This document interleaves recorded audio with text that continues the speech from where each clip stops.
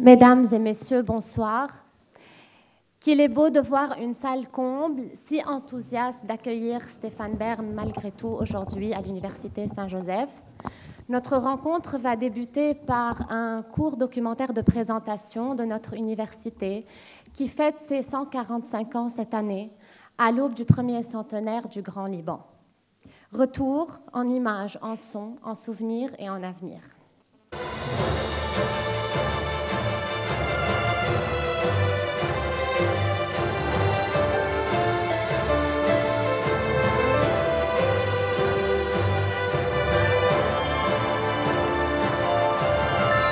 « 1875. Le rêve longtemps mûri et désiré par les fondateurs jésuites devient réalité. Cette réalité, c'est une université. L'Université Saint-Joseph de Beyrouth, première université francophone au Liban et au Moyen-Orient. Les fondateurs de l'USJ voulaient former, à travers l'enseignement supérieur, des leaders de transformation sociale et nationale, habités par le souci de l'excellence. Excellence dans l'enseignement, dans la recherche et dans la formation intégrale de la personne. La force de l'Université Saint-Joseph de Beyrouth réside dans son passé, son histoire et ses 100 000 anciens. Sa force, ce sont aussi ses 12 650 étudiants actuels et ses formations variées, décernées dans 13 facultés, 15 instituts et 7 écoles, réparties sur 5 campus à Beyrouth et 3 campus dans les régions et un centre à Dubaï. Les disciplines enseignées couvrent différents domaines du savoir.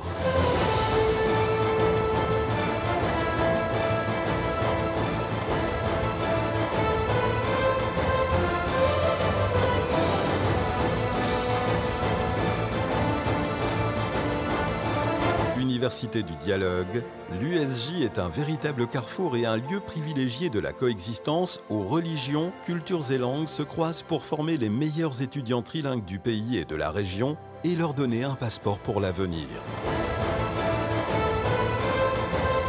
Ouverte au monde, membre de 81 réseaux internationaux, avec 221 institutions partenaires dans 40 pays et plus de 450 étudiants internationaux en mobilité entrante et sortante, environ 400 professeurs étrangers en mission chaque année et 14 programmes enseignés en anglais.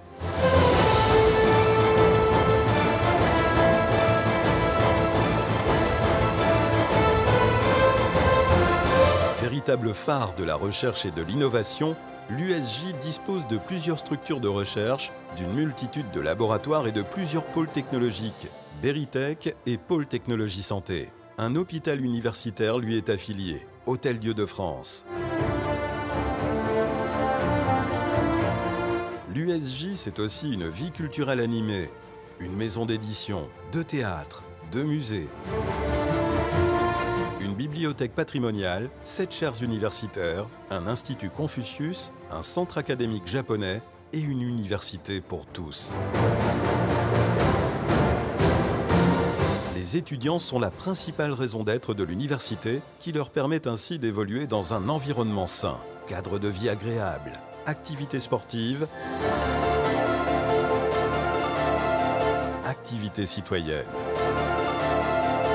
Ils sont formés à diagnostiquer et soigner, construire et innover, analyser et négocier, conseiller et accompagner, s'engager et se mobiliser.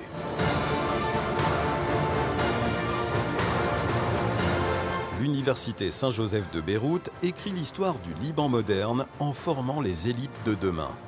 C'est ce qui nous fait évoluer. C'est ce qui nous distingue et différencie nos étudiants.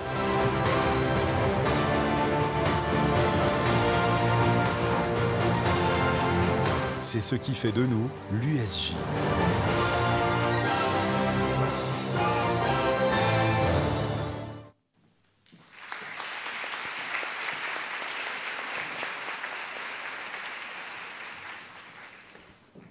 J'invite maintenant Madame Christine Babikian-Assaf, doyen de la Faculté des Lettres et des Sciences humaines, aux côtés des 2 organisateurs de cet événement, Monsieur Christian Tautel, directeur du département Histoire et Relations internationales, et Monsieur Karl Ii, directeur du département de Lettres françaises.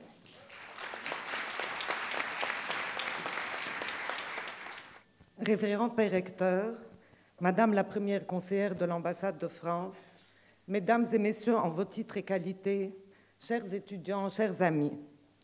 Il y a un an, M. Christian Tautel, chef du département d'Histoire et Relations internationales, et M. Karl Haï, chef du département de Lettres, entraient dans mon bureau, plein d'enthousiasme, et me demandaient si nous pouvions recevoir M. Stéphane Bern à la faculté. Vous imaginez ma réaction. Stéphane Bern, Karl, Christian, comment pouvez-vous douter de ma réponse? Mais bien sûr, oui. Alors oui, bien sûr. Nous sommes très heureux d'accueillir M. Bern ou M. Patrimoine dans notre université, qui, depuis sa fondation, a un lien très fort avec le patrimoine du Liban et du Proche-Orient. Comme vous le savez, ou pas peut-être, les pères jésuites ont compté de nombreux missionnaires archéologues qui ont été autant de témoins de leur temps et des régions qu'ils ont inlassablement parcourues, laissant un fonds photographique impressionnant de plusieurs dizaines de milliers de clichés. Ces derniers, aujourd'hui conservés à la photothèque de la Bibliothèque orientale de l'USJ, sont régulièrement mis en valeur à travers des ouvrages et des expositions organisées par le directeur de la photothèque, M. Nordiguian, qui aussi a été le fondateur en 2000 du musée de préhistoire libanaise que vous avez entrevu dans ce film, un musée unique en son genre au Moyen-Orient, rattaché à notre faculté et qui œuvre à préserver et mettre en valeur les outils préhistoriques mis à jour par les pères jésuites. Alors oui, bien sûr, ce n'est pas seulement l'USJ qui est très heureuse d'accueillir M. Bern, mais c'est aussi notre faculté des lettres et des sciences humaines qui accorde une place privilégiée au patrimoine, tant dans sa dimension matérielle qu'immatérielle. En effet, les différentes disciplines qui y sont enseignées, l'histoire, la littérature, l'aménagement touristique et culturel, l'anthropologie, la sociologie, l'environnement et l'aménagement du territoire, la psychologie, la philosophie, la communication dans laquelle vous êtes passé maître, M. Bern, constituent autant d'approches variées et complémentaires pour étudier, préserver, valoriser et transmettre la richesse patrimoniale du Liban dans une démarche de développement durable. Et le dernier-né de nos diplômes depuis septembre, le diplôme universitaire en tourisme religieux, en collaboration avec la Faculté des sciences religieuses, vient à son tour compléter les formations liées au patrimoine, cette fois-ci le patrimoine cultuel du Liban. Chers amis, au lendemain des actes de vandalisme commis à l'encontre de plusieurs vestiges destinés au futur musée de Beyrouth, projet auquel notre contribution a été sollicitée, et dans le contexte inédit que nous traversons au Liban, fait de si grandes tensions et de misère, mais ô combien porteur d'espérance, permettez-moi de remercier chaleureusement messieurs Tautel et Haï, ainsi que nos étudiants, qui ont organisé cette rencontre, nous offrant un moment culturel d'exception si bienvenu grâce à vous, monsieur Stéphane Bern. Merci à vous, cher public, d'être si nombreux. Et voilà, je vous laisse sans plus tarder avec mes collègues Christian et Karl.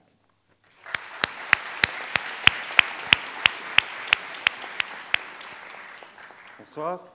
Il était une fois deux sœurs jumelles. On les appelait partout les lettres. Au XIXe siècle, les lettres se séparèrent. L'une décida de traiter du réel, devint une science. L'autre se plongea dans la fiction, dans les histoires de cœur. Les lettres devinrent histoire d'une part et littérature d'autre part. Et pourtant, tant d'éléments unissent la littérature et l'histoire. Et voilà le secret qui se cache derrière cette rencontre ce soir. Réunir à nouveau la littérature et l'histoire à travers les étudiants, à travers les enseignants, à travers les deux départements de la Faculté des Lettres et des Sciences Humaines. Et quel meilleur parrain pour célébrer cette nouvelle union que Stéphane Bern.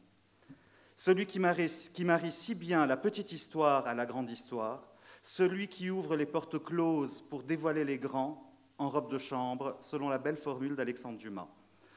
Je vous souhaite une belle cérémonie de mariage, parrainée par nos généreux mécènes, la FFA Bank, l'Agence Volver et l'inoubliable Institut français. Bonne soirée.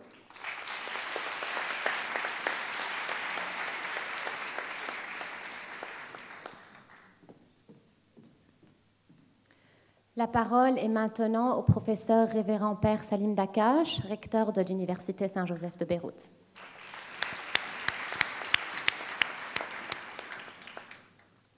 Excellences, chers amis, messieurs les enseignants et chers étudiants, monsieur Stéphane Bern, sûrement vous êtes le bienvenu à l'UEJ.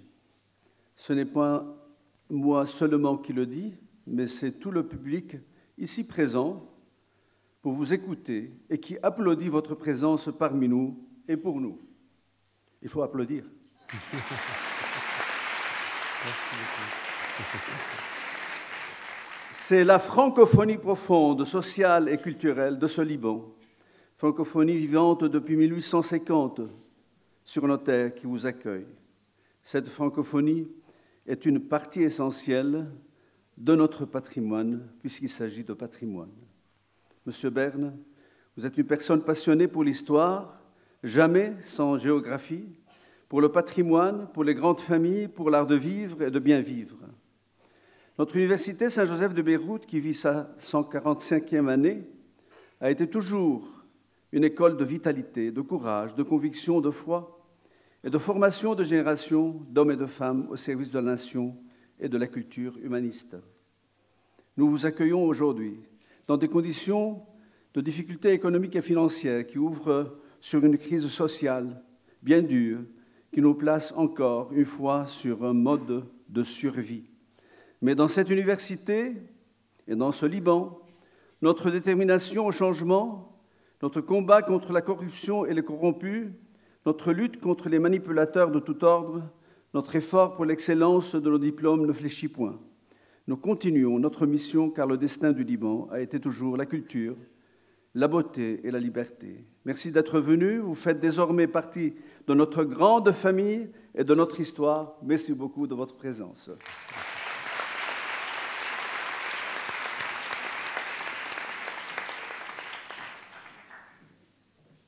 Et sans plus tarder, j'invite M. Stéphane Bern à me rejoindre. M. Bern est l'invité d'honneur des départements d'Histoire, Relations internationales et de Lettres françaises en sa qualité d'animateur médiatique, de journaliste et de responsable de la mission Patrimoine, mission qui contribue à la sauvegarde du patrimoine français dans toute sa diversité. M. Bern.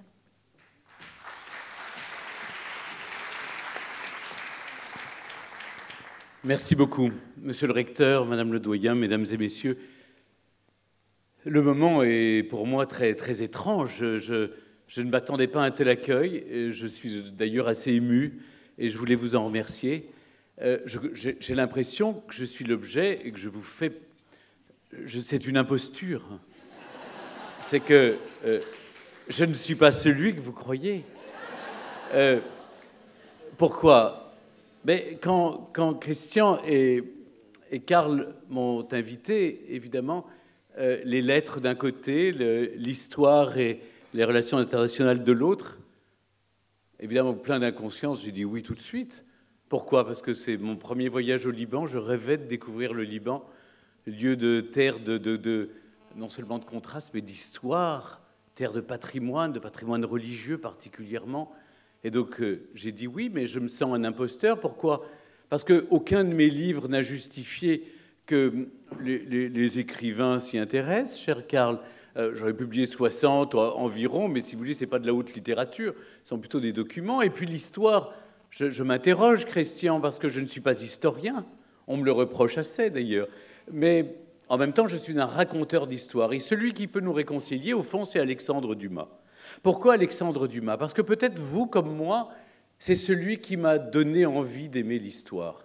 C'est celui qui nous a fait comprendre que pourquoi l'histoire nous était familière ou le devenait familière, parce qu'elle nous parlait de nous-mêmes. Dans n'importe quel roman d'autofiction, vous raconteriez ce qu'il y a dans l'histoire, on ne vous croirait pas. Un éditeur vous dirait non, écoutez, c'est pas plausible, c'est pas réaliste. Eh bien, dans l'histoire, il y a tout ça. C'est le roman vrai du passé, disait Duhamel, parce que au fond, ce sont toutes les passions humaines qui s'y retrouvent.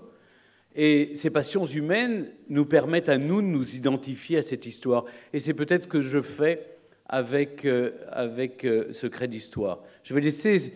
Pourquoi j'ai accepté aussi? C'est parce que c'était les étudiants qui avaient décidé de poser des questions et j'ai très envie d'y répondre. Vous savez, ce qui est important pour moi, c'est avant tout la transmission. Ce qui est important, c'est que les jeunes générations aient envie d'aimer l'histoire, de la transmettre, défendent le patrimoine, s'y intéressent et le transmettent. Le patrimoine, c'est cela, d'ailleurs, c'est transmettre ce que nous avons hérité du passé, ce que nous allons donner aux générations qui viennent. Et juste un point, parce que peut-être, je ne connais pas leurs questions, peut-être ne vont-ils pas m'interroger, mais d'abord je remercie l'Institut français, évidemment l'université Saint-Joseph, mais l'Institut français, j'étais très heureux aujourd'hui d'aller à DR El Camar pour voir l'Institut français qui s'y trouve, et dans ce caravansérail extraordinaire, ce lieu d'histoire et de mémoire. Et il y a aussi une petite synagogue derrière qui va être, je l'espère, restaurée, dans laquelle on va pouvoir faire vivre la francophonie aussi. Ce qui m'a convaincu de venir, c'est que c'est facile de venir au Liban quand tout va bien. Ah ça, tout le monde est prêt, vous trouvez tout le monde pour venir. Moi, je me suis dit, c'est maintenant qu'il faut y aller. C'est quand les Libanais traversent un moment douloureux, difficile, quand il y a des difficultés économiques pour tous, que peut-être on est à l'orée des chemins, à un moment où chacun s'interroge sur son avenir et sur comment peut-être trouver la sortie du tunnel et peut-être la lumière qui va donner une démocratie peut-être plus juste, plus égalitaire pour tous. Eh bien, c'est à ce moment-là qu'il faut y aller. C'est pour envoyer un signal fort.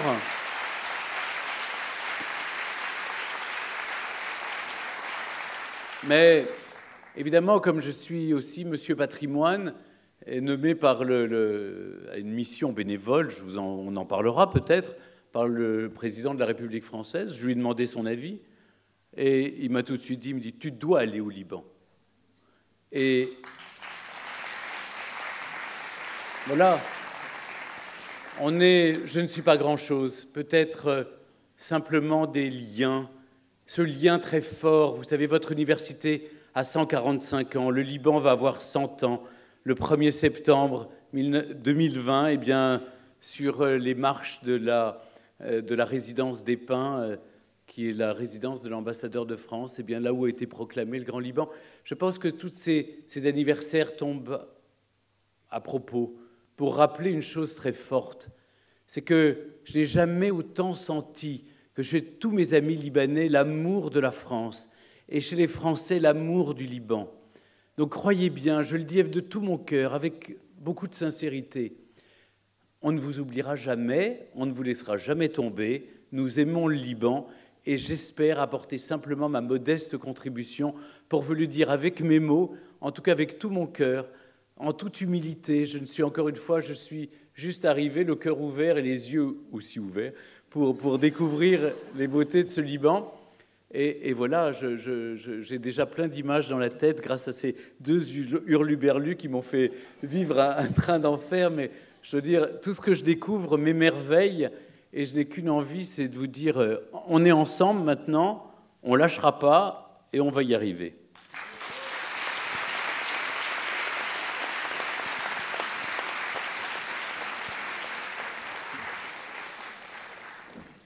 Je déclare donc notre rencontre ouverte. Elle est préparée et menée conjointement par les étudiants du département Histoire, Relations internationales et Lettres françaises, et elle prendra l'aspect d'un débat autour des 3 axes suivants. Dans une première partie, les étudiants vont aborder le format de Secrets d'Histoire, l'émission que tout le monde connaît. Ensuite, il s'agira de questions qui abordent les thèmes de Secrets d'Histoire. Et enfin, les questions seront liées au patrimoine. Je vous souhaite une belle rencontre.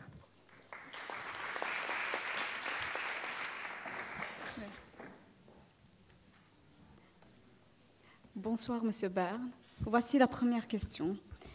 En 2007, l'émission Secrets d'Histoire voit le jour sous la forme d'un débat animé sur un plateau avec présentation de reportages. À partir de l'été 2008, Secrets d'Histoire se transforme en émission documentaire tournée à la manière d'une série. Quelles sont les raisons de ce changement? Merci. Merci beaucoup. Je vais essayer de faire des réponses assez courtes parce que sinon vous allez passer la soirée. Et c'est vrai que j'ai tendance à toujours prendre mon temps pour répondre. En 2007, on m'a proposé cette chose incroyable de vivre ma passion pour l'histoire, de la vivre à la télévision. J'avais présenté toutes sortes d'émissions, on me connaissait pour d'autres raisons. Et là, tout d'un coup, on me dit, mais on connaît votre passion depuis tout gamin pour l'histoire, est-ce que vous accepteriez de présenter une émission historique, Secrets d'Histoire ? Et on monte cette émission dominicale, c'était le dimanche, autour d'un thème, une énigme plutôt. C'était les grandes énigmes de l'histoire. On appelait ça secret d'histoire parce que c'était des énigmes qui n'avaient pas été résolues. Et avec des historiens avec lesquels je suis resté très lié d'ailleurs. Et puis il y avait un petit film et ensuite il y avait un débat animé. Pour tout vous dire, il a fallu changer de format l'année suivante parce que personne ne pariait 1 euro sur cette émission. En fait, elle ne marchait pas. Elle ne marchait pas. Et donc, on a eu l'idée de faire sous forme de documentaire, mais dans un premier temps, il faut le dire, avec des films. C'est-à-dire que l'émission, vous la connaissez, c'est-à-dire que c'est un récit, on s'intéresse plutôt à des grands personnages. Je pourrais peut-être, au cours de cette discussion, vous expliquer pourquoi ce sont des personnages. C'est que l'enseignement de l'histoire pose une question à la jeune génération aujourd'hui. En tout cas, je l'entends par ce qui me revient. C'est qu'on leur apprend l'histoire des idées. Or, je suis désolé, à 14-15 ans, on a du mal à aimer l'histoire quand c'est un récit qui devient ou idéologique ou politique. On a besoin d'un récit qui soit chronologique et d'un récit qui soit, j'allais dire, plus charnel. Et c'est la raison pour laquelle j'ai réhabilité ce qu'on appelle l'histoire des illustres, de ces personnages que depuis 1968 en France, on avait complètement gommé. Parce qu'il fallait surtout s'abstenir de raconter une histoire à travers des personnages. Et encore une fois, j'ai trouvé l'idée formidable d'être le fil conducteur qui amène les téléspectateurs à s'intéresser à un personnage et à travers ce personnage aux faits, évidemment, peut-être aux guerres, peut-être aux constructions, peut-être à tout ce que ce personnage a fait de bien ou de mal, et peut-être raconter la société, mais par ce biais-là, parce que ce qui est important, ce sont les passions humaines. Qu'est-ce qui nous rend l'histoire ce qui nous permet de nous identifier à l'histoire, ce qui nous rend l'histoire si proche de nous? Ce sont les 3 passions humaines. Il y a d'abord le pouvoir, parce que depuis la nuit des temps, c'est ce qui passionne un certain nombre d'hommes. Je dis hommes parce qu'en général, les femmes sont moins passionnées par le pouvoir. Deuxième chose, c'est l'amour. Parfois, vous savez, Victor Hugo était à un dîner et il commençait à toucher la main de sa voisine et elle lui dit « Mais maître, mon cœur n'est plus à prendre ». Et il lui répond « Mais madame, je ne visais pas si haut ».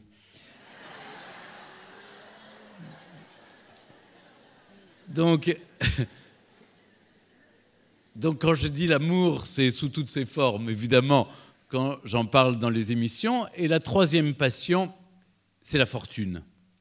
Évidemment, combien des personnages de Secrets d'Histoire ont eu des revers de fortune ou ont essayé de bâtir. Donc voilà comment on a tissé le lien avec les téléspectateurs. Et puis les films ont apporté ce que mon récit ou celui des historiens qui étaient filmés dans Secrets d'Histoire ne pouvait pas apporter, c'était justement revivre des scènes. Et peut-être, je ne sais pas si une question y reviendra, oui, donc je m'arrête là, mais ensuite on a encore changé d'axe en arrêtant les films et en créant des scénettes nous-mêmes, parce que le film, si vous voulez, c'est très compliqué, ça crée des confusions. Quand vous prenez tout d'un coup une scène avec Depardieu quand il est âgé, puis après vous le reprenez quand il est jeune, donc ça rendait Jeanne d'Arc, par exemple, le personnage de Jeanne d'Arc, vous l'avez selon Chéreau ou selon un autre, vous l'avez... vous trompez, c'est où il y a Gianni ou une autre, et donc vous êtes perdu à la fin. Donc pour ne pas détourner le propos, on a décidé d'arrêter les films, et aussi pour vous dire que les budgets de France Télévisions ayant considérablement diminué, et connaissant le prix d'une minute d'archives, c'était mieux de les tourner nous-mêmes. En tout cas, voilà pour tout vous dire ce qui s'est passé. Voilà le changement d'orientation de Secrets d'Histoire qui a maintenant 13 ans, pratiquement 150 émissions. La dernière elle a changé de chaîne, c'était France 2, maintenant c'est France 3, mais on est regardé sur TV5 Monde, et avec un succès qui ne se dément pas, toujours près de 3 millions de téléspectateurs chaque semaine. Merci à vous.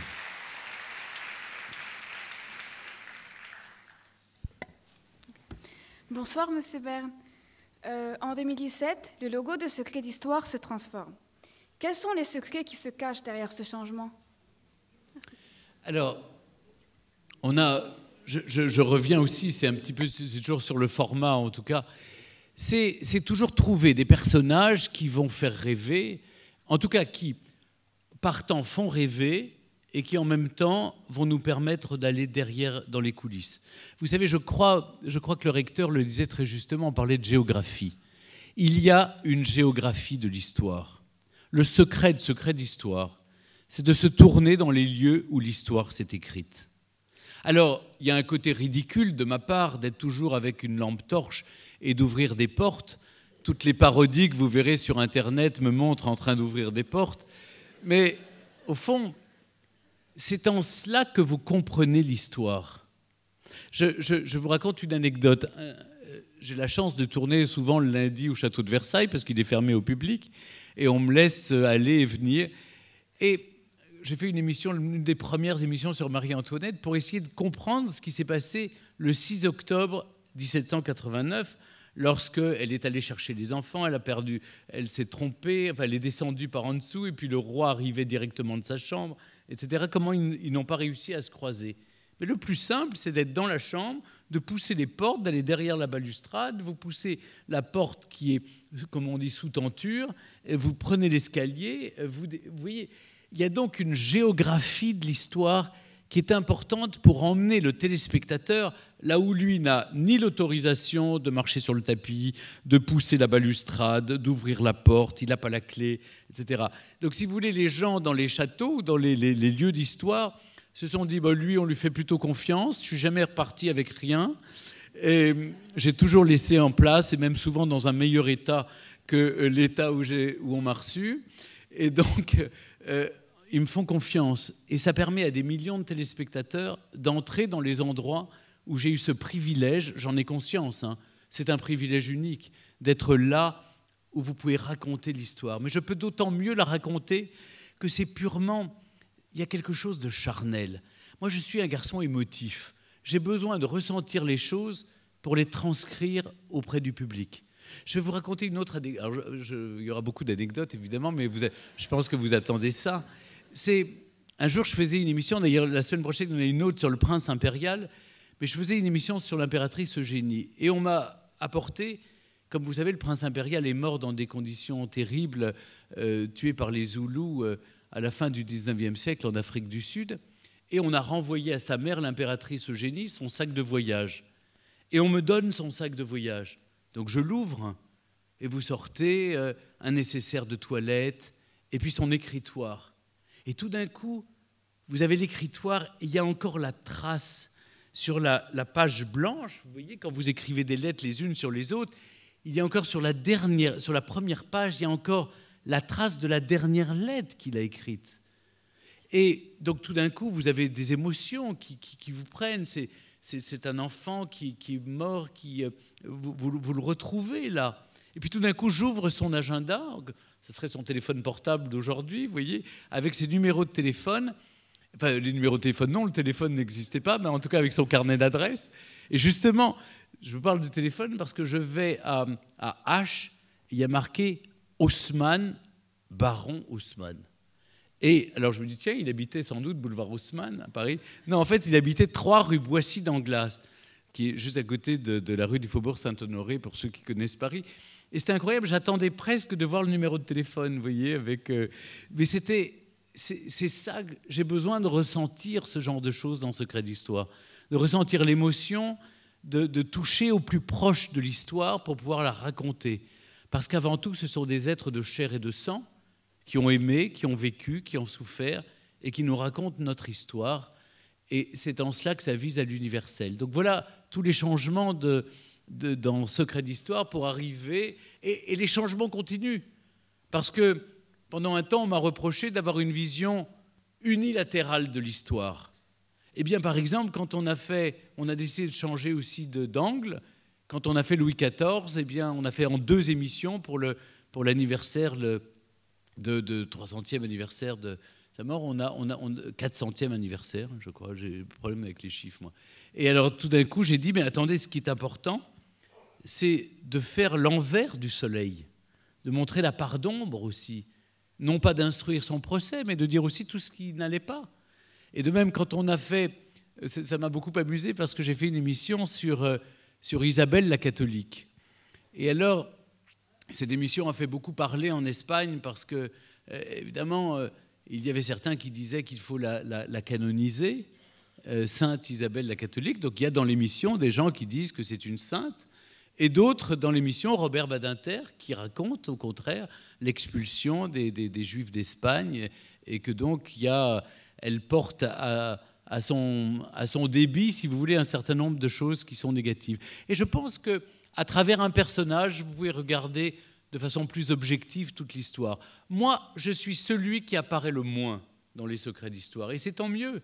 Je suis le fil rouge, celui qui emmène le téléspectateur par la main. Je ne suis pas un historien, je suis un raconteur d'histoire, un passeur.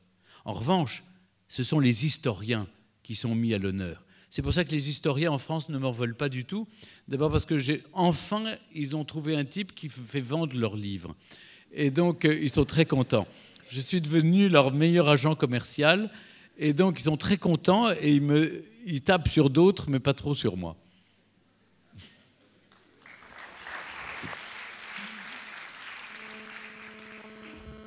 Bonsoir, Monsieur Bern. Comment planifiez-vous vos émissions de l'année ?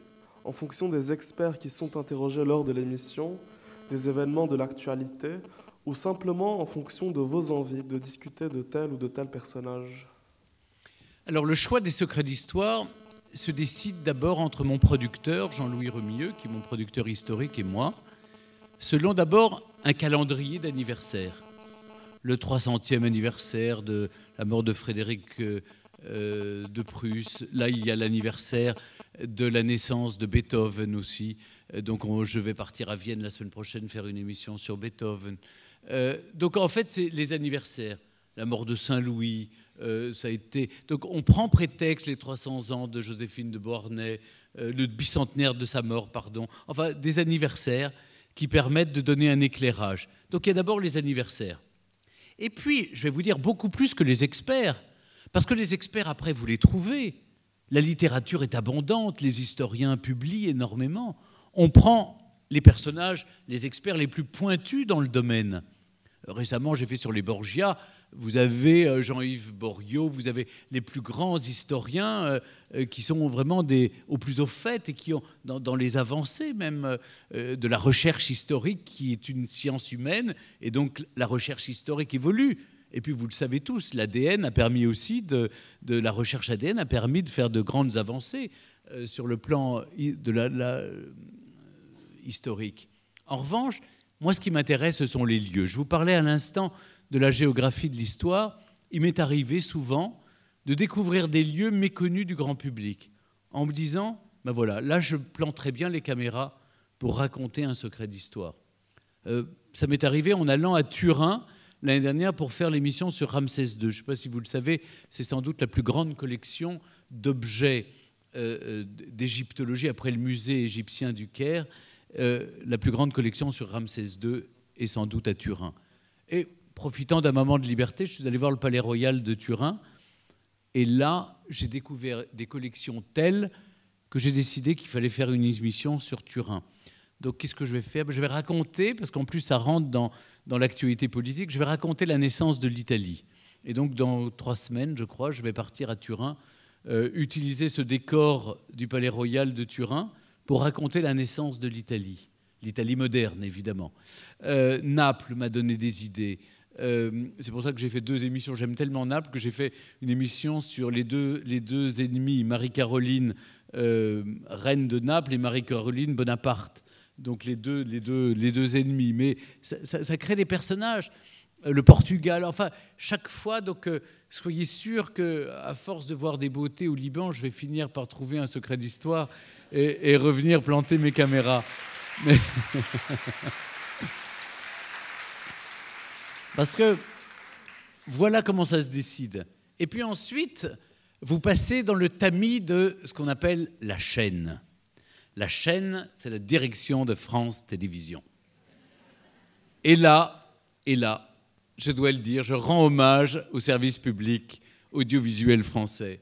Nous avons la chance d'avoir une femme qui dirige les programmes culturels, qui s'appelle Catherine Alvarez, et elle en connaît autant que moi sur toute l'histoire, voire peut-être parfois elle est sur certains sujets encore plus pointus que moi. Et donc, elle sait tout. Elle sait tout surtout. Donc, vous n'avez pas besoin, si vous voulez, de faire un synopsis pour expliquer qui est qui. Vous voyez, parce que c'est assez humiliant.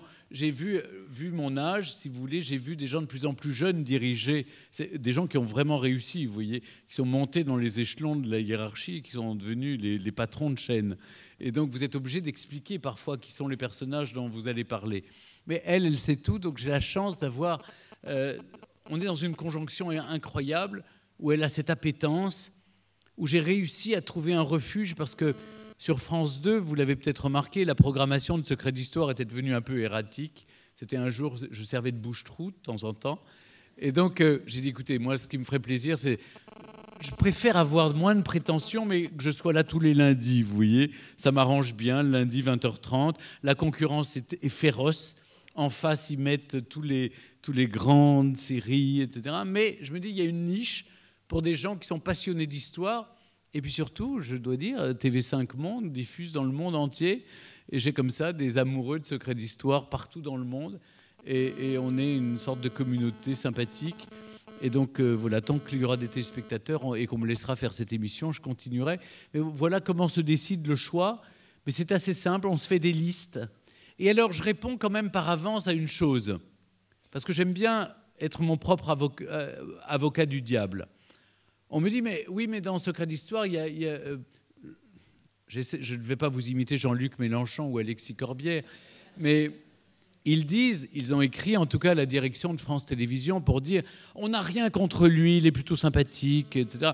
Mais quand même, il ne parle que des rois, des reines, des empereurs, des impératrices, des gens qui ont porté un jour une couronne sur la tête. Est-ce qu'il ne pourrait pas faire des émissions sur des grands révolutionnaires? Eh bien, j'ai fait. J'ai fait les femmes dans la Révolution. J'ai fait Danton et Robespierre. J'ai fait Picasso. J'ai fait Clémenceau. Mais malheureusement, ce sont les émissions qui marchent le moins. Et alors, c'est la chaîne qui me dit après, non, mais oui, on ne peut pas vous l'écrire, mais on va vous le dire quand même. On veut quand même des personnages, vous voyez, qui font rêver. Alors, c'est cette contradiction qu'on a tous, vous voyez, une contradiction qui d'ailleurs, je ne fais pas de politique comme vous le savez, mais qui se retrouve d'ailleurs en France assez souvent. On veut toujours que notre président se comporte comme un roi, mais on aimerait lui couper la tête régulièrement. Vous voyez, c'est assez étrange. Et donc, mais j'ai trouvé un argument aussi pour expliquer le choix des sujets. J'ai dit, écoutez, on a 1000 ans d'histoire en France, c'est moins qu'au Liban, je sais. Et on n'a que 1000 ans d'histoire. Mais sur ces 1000 ans, il y a 700 ans de monarchie et 300 ans de république. Alors, bon, la répartition se fait à peu près honorablement dans le nombre de Secrets d'Histoire si vous avez le coffret des 130 émissions. Merci. Merci à vous. Monsieur Bern, bonsoir. Bonsoir. Quels sont les secrets de l'histoire que vous pouvez décider de cacher au public? Dites-nous tout, ne vous inquiétez pas. Ça restera entre nous, oui, c'est ça, bien sûr. Non, il n'y a pas de... Au fond, je suis un garçon assez transparent, même si j'ai toujours pensé que la transparence était une forme de dictature, si vous voulez, quand on veut voir à travers. Mais on a tous nos propres secrets, nos zones d'ombre cachées. Et on a raison de les cacher, parce que l'être humain doit toujours montrer ce qu'il a de meilleur. Mais dans les secrets d'histoire, comment vous dire, j'ai rien vraiment à cacher. La seule chose, c'est que parfois, nous avons plus de difficultés. J'ai beaucoup de difficultés à tourner en Russie, par exemple. Et j'ai beaucoup de difficultés dans l'Allemagne, qui était autrefois l'Allemagne de l'Est. J'étais l'un des premiers à vouloir aller tourner, par exemple, l'émission dont je vous parlais sur Frédéric de Prusse. C'est les anciens de la Stasi qui sont toujours les gardiens des musées. Alors, allez leur expliquer gentiment que J'ai une anecdote très amusante. Le pavillon chinois à Sans Souci, c'était un endroit magnifique. Donc on avait toutes les autorisations. Et on me dit, voilà, vous pouvez entrer. Alors j'entre et on me dit, mais la caméra ne peut pas entrer. Alors je dis, écoutez, c'est très gentil, je vous remercie, mais au fond, ça ne suffit pas. Si moi je suis seul à pouvoir y entrer, si vous voulez, je ne vais rien pouvoir raconter aux téléspectateurs. Et c'est des choses comme ça, où par exemple, je sais que ça avait fait un drame, j'étais à Peterhof, Petrov-Veretz, on doit dire maintenant. Enfin, où maintenant on peut de nouveau dire Peterhof. Oui, parce que les appellations en Russie ont beaucoup changé. Hein. Maintenant on dit Saint-Pétersbourg, donc on peut dire Peterhof. Et je tournais là, et vous savez que tout a été détruit, et on a tout reconstruit à l'identique, y compris le mobilier a été refait, etc. Et donc j'ai eu le malheur de... ce que je fais dans les endroits où je tourne, je pose une main sur un fauteuil, si vous voulez, mais on rigole beaucoup moins quand vous êtes à Saint-Pétersbourg. Il ne faut pas rigoler avec ce genre de choses. Il ne faut pas mettre sa main sur un fauteuil. Et surtout, j'avais dit, écoutez, j'ai les mêmes à la maison, et moi, ils sont du 18e. Et ça, c'était pas passé du tout. C'était pas passé du tout. Donc, voilà... Ce genre d'humour, si vous voulez, non, parce que et en même temps, j'ai appris beaucoup. C'est-à-dire que j'ai appris de la fierté d'un peuple d'avoir, ou de son trauma, en quelque sorte, d'avoir vu tout l'héritage du passé disparaître et de vouloir justement le reconstruire et le réhabiliter pour le public, pour les touristes qui viennent. Et c'est plutôt bien fait, je dois dire. Donc... les secrets d'histoire, c'est un peu ça. C'est des scènes aussi qui me... parce que vous me voyez toujours en petit costume, avec rien. Alors parfois, on tourne par 40 degrés. Il ne faut pas avoir l'air d'avoir trop chaud. Et parfois, au contraire, je me souviens, je tournais Christine de Suède, ou Descartes. Vous savez que Christine de Suède avait invité Descartes à venir écrire à Stockholm. Et il disait toujours, ici, les idées gèlent. Là, ce n'était pas les idées qui gelaient, mais c'était mon phrasé, vraiment, parce que je mourais de froid. C'est-à-dire mais il ne faut pas que ça se voie. Vous savez, c'est comme un grand chef qui prépare un repas. Il ne faut pas qu'on sente le travail, la sueur quand vous servez le plat. Donc, le téléspectateur se moque si j'ai eu froid, eu chaud. Ce qu'il veut, c'est voir une émission qui est réussie. Et ce qui était très amusant, ça c'est un très bon souvenir, c'est que j'avais demandé au roi de Suède la possibilité... À l'époque, on n'avait pas encore ce qu'on appelle des drones, parce que maintenant, les drones ont changé ma vie. Vous refaites les scènes, mais vous les refaites, on vous filme de loin, on ne prend pas ce n'est pas labial, si vous voulez. Vous pouvez parler en yaourt, ça ne pose aucun problème. Mais à l'époque, ce n'était pas ça, donc il y avait une grue qui me filmait, je devais entrer dans le Palais Royal, et on voulait qu'il y ait de la foule, l'armée, les canons, tout. Donc on n'avait rien trouvé de mieux avec mon producteur que de demander le jour de la fête nationale. Et donc on installe les grues et tout, et on nous dit, voilà, vous avez une demi-heure avant le début de la fête nationale, la foule sera là, l'armée, etc. Le roi va arriver dans une demi-heure, vous avez intérêt à connaître votre texte. Et là, je peux vous dire qu'il faut avoir une bonne mémoire. Parce que j'ai eu droit à 2 prises, mais la deuxième était bonne. La première, bon, c'est comme les... Mais, donc ça, si vous regardez l'émission, si vous avez le DVD, vous voulez maintenant toutes les regarder sur YouTube, il y a cette scène complètement incroyable voilà. Mais ce qui est merveilleux, je vais vous dire, c'est d'être dans les lieux où l'histoire s'est passée. C'est d'être le médiateur. Au fond, j'ai rêvé mon métier comme ça. C'est transmettre... C'est pas transmettre le savoir, c'est transmettre des émotions. Transmettre le goût de l'histoire. Parce que si déjà vous donnez le goût de l'histoire, eh bien c'est gagné. Moi, quand je vois des gamins de 10, 12 ans qui viennent me voir en me disant « j'ai tous vos DVD » ou « j'ai tous vos livres » ou « je regarde toutes les émissions », je suis ému parce que ça veut dire que vous avez gagné ce combat-là. Les mères viennent me voir en me disant « je ne savais plus quoi faire, mes enfants n'aimaient pas l'histoire à l'école. » Et donc, on a mis le DVD et ça a marché. Alors, l'éducation nationale, on a des rapports contrariés en France. Au début, l'inspection générale trouvait que, franchement, non, Berne, on ne peut pas le recevoir dans une université. Non, ça, c'est pas possible. J'espère que personne n'a pensé ça ici. Mais en France, c'est arrivé. Et puis finalement, les profs ont commencé les uns après les autres à dire, écoutez, on n'y arrive pas, franchement, parce que vous savez, un cours d'histoire en France, pendant un quart d'heure, vous essayez d'obtenir le silence. Puis ensuite, vous avez 40 minutes pour faire cours, et ensuite, ils pensent déjà au cours de mathématiques qui vient après. Parce qu'il y a un jeu de coefficients. Moi, les gamins, ils me disent, et mes propres neveux m'ont dit la même chose, tu sais, j'ai fait l'impasse sur l'histoire. Alors, faire l'impasse sur l'histoire, c'est à cause du bac au coefficient, c'est mieux de miser tout sur les mathématiques, la physique, et vous faites l'impasse sur l'histoire parce que ça rapporte peu de points. Et donc, ils ne vont pas au cours ou ils ne les suivent pas, etc. Et donc, les profs ont trouvé qu'en montrant les cassettes ou les DVD de Secrets d'Histoire, c'était du bonus. C'est-à-dire que tout d'un coup, on les attrapait. Et donc, j'ai servi à ça, et ma plus belle récompense, je crois, c'est d'avoir reçu le... Pagnol aurait adoré, évidemment, parce que Pagnol mettait ça au firmament de toutes les récompenses. J'ai eu les palmes académiques et ça m'a montré que finalement, le ministère de l'Éducation nationale n'était pas trop fâché après moi, puisque la mention, c'est « il fait aimer l'histoire ». Donc voilà, je les remercie encore d'avoir toléré que je sois un peu moins académique, mais en même temps en essayant d'être rigoureux. Et encore une fois, les historiens sont les plus pointus, les plus sérieux. On est divertissant sur la forme, mais on est très rigoureux sur le fond. Et je crois que c'est le secret aussi inavouable de Secrets d'Histoire.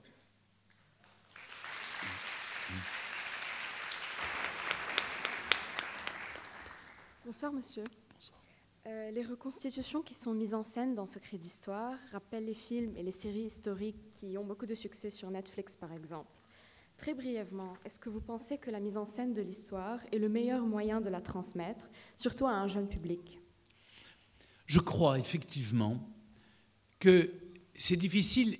Imaginez qu'avant moi, il y avait un homme que j'ai bien connu et que j'aimais beaucoup, on était très amis, c'était Alain Decaux. Et Alain Decaux était sur un fond gris ou noir, et il était là, il disait « Et alors ?» et il racontait l'histoire seul face à la caméra. Mais aujourd'hui, qui regarderait ça? Non mais franchement, vous me regarderiez seul devant une caméra en train de raconter l'histoire? Non. Aujourd'hui, il faut utiliser tous les moyens qui sont mis à notre disposition pour rendre l'histoire la plus attractive possible. Et un simple débat, et je le racontais tout à l'heure lors de la première question, un simple débat ne peut pas réussir à capter un auditoire, parce que ça fait débat d'experts, bataille d'experts, c'est quelque chose d'un peu trop rhétorique, un peu trop académique. En revanche, si les historiens donnent leur point de vue et qu'on a un fil narratif et chronologique qui permet de rentrer dans la peau d'un personnage, de le comprendre, de voir son évolution, et qu'il y a, j'allais dire, une évolution dramatique ou dramaturgique, là, tout d'un coup, vous intéressez le public.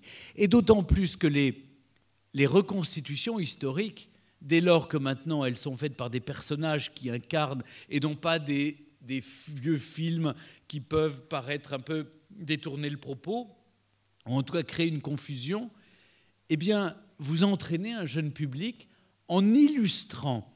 Il ne faut pas, vous avez vu, il ne parle pas. Ce n'est jamais, c'est toujours muet, de telle sorte que ça vienne étayer le récit, mais ça ne vienne pas arrêter ou détourner l'attention du public. Ça vient au contraire renforcer, et on utilise donc les moyens qui sont mis à notre disposition. Ce sont des jeunes comédiens qui sont ravis, les castings sont très nombreux. Moi, je n'assiste pas aux reconstitutions. Ça m'amuse parfois, pour vous raconter la vérité. J'ai fait une émission sur le dernier empereur du Brésil, qui était un homme humaniste, membre de l'Académie des sciences et membre associé de l'Institut. Et on a tourné ça, j'ai vu les scènes sur une barque.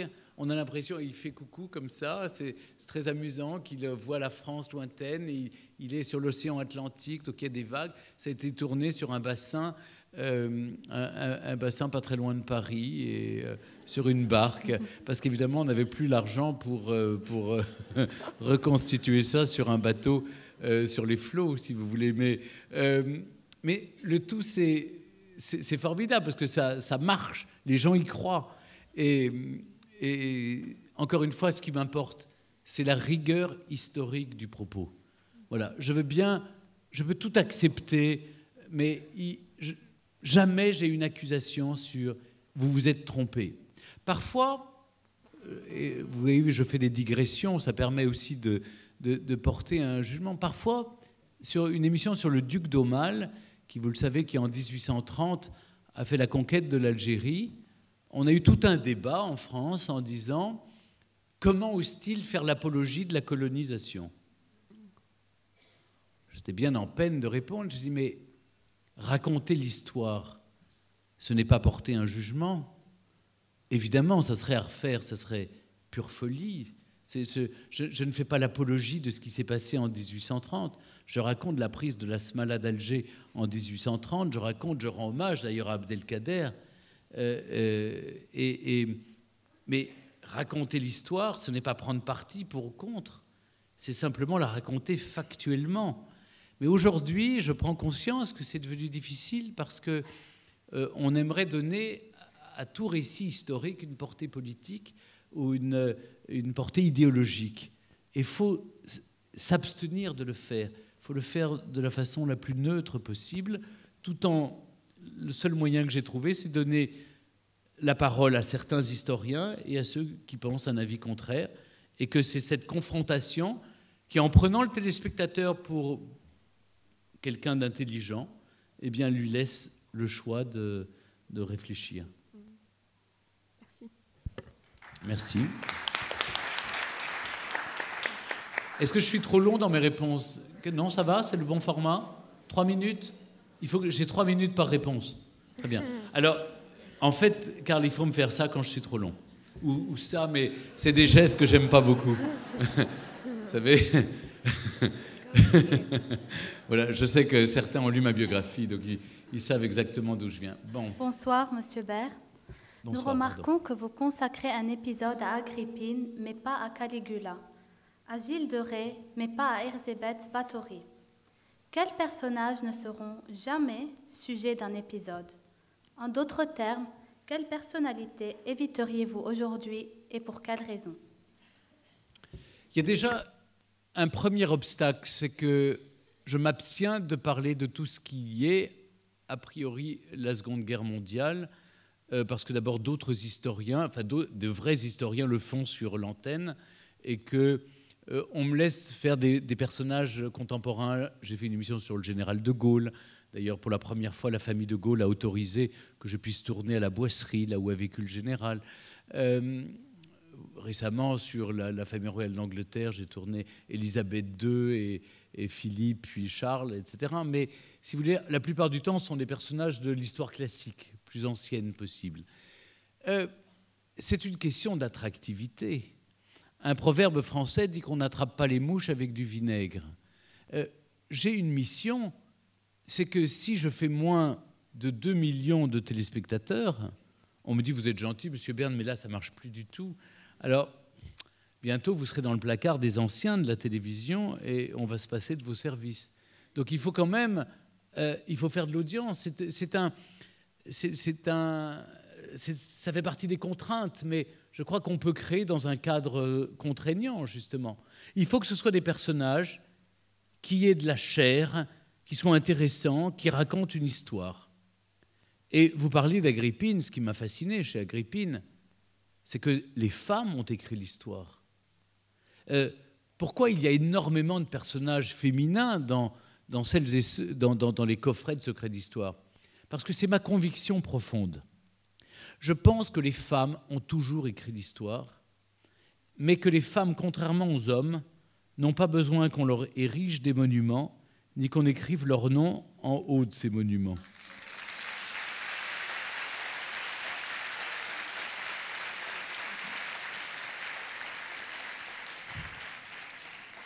Et les femmes, d'abord, elles donnent la vie, et surtout les femmes, elles ont une chose, c'est qu'elles veulent changer la société. Elles veulent pas, c'est pas la gloire.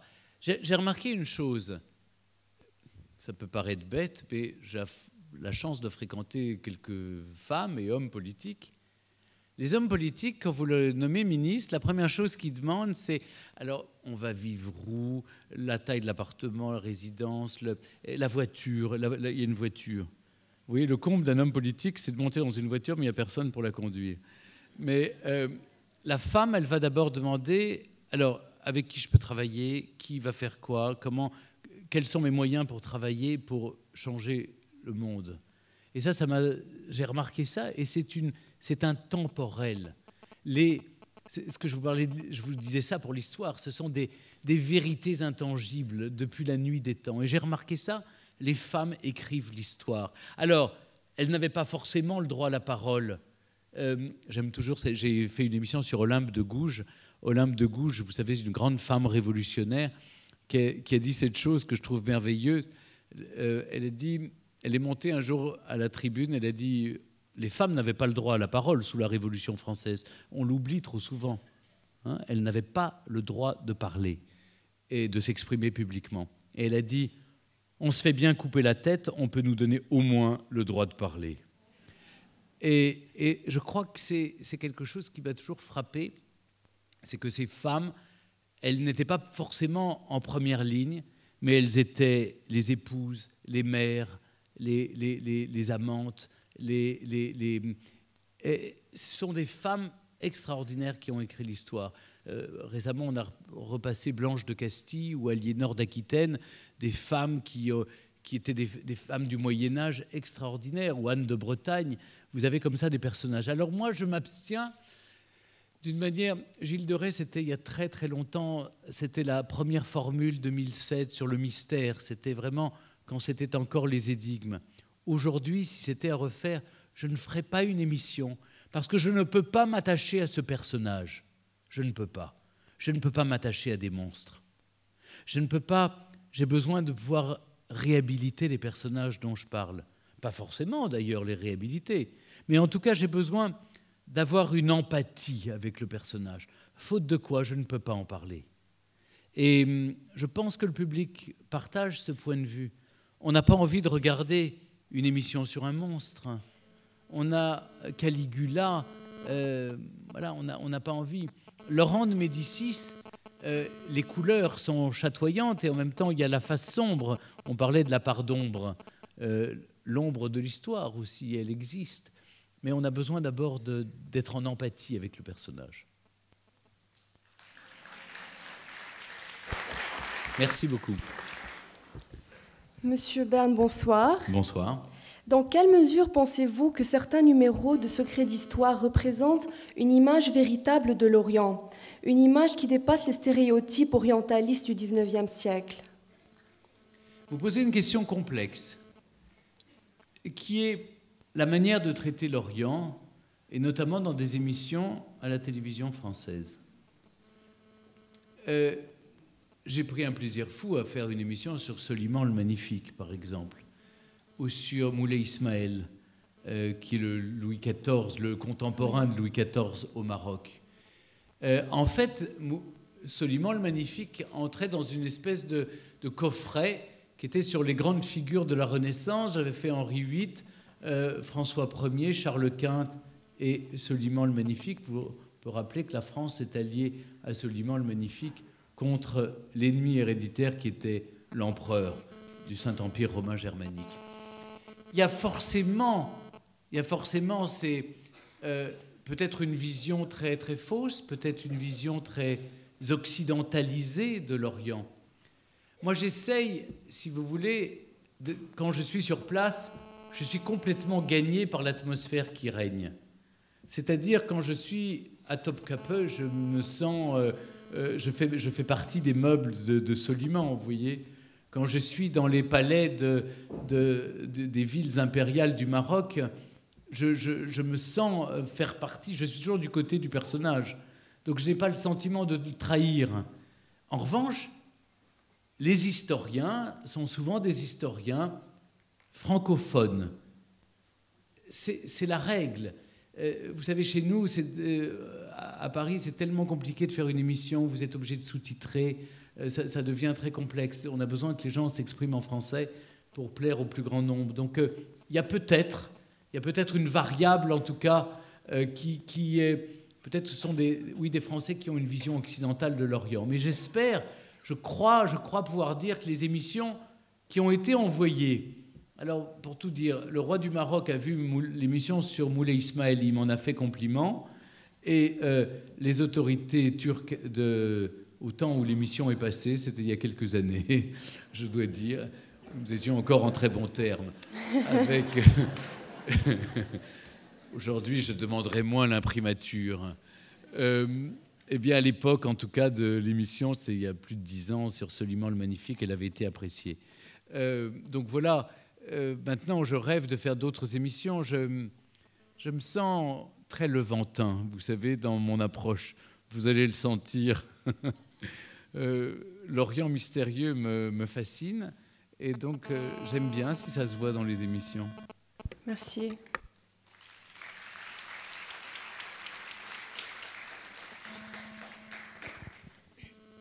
Bonsoir, Monsieur Bern.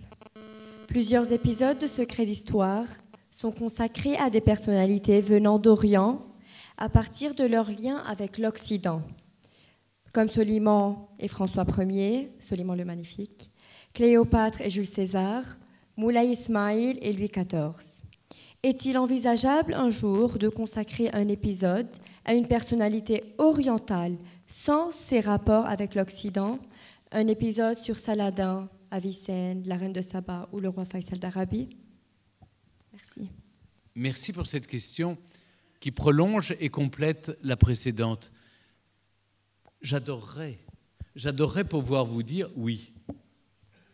Mais hélas, le cahier des charges, qui est celui qu'a mon producteur, je ne produis pas Secrets d'Histoire, mais le cahier des charges du producteur, quand on doit défendre les sujets que nous choisissons, c'est toujours de dire en quoi les Français vont se sentir concernés par ton émission. Donc je suis toujours obligé de trouver un lien, aussi ténu soit-il, avec la France et les Français. Voilà, c'est une des subtilités. En même temps, écoutez, Cléopâtre n'avait aucun lien avec la France, si ce n'est que peut-être Elizabeth Taylor, mais je pense que dans l'imaginaire collectif français, voilà...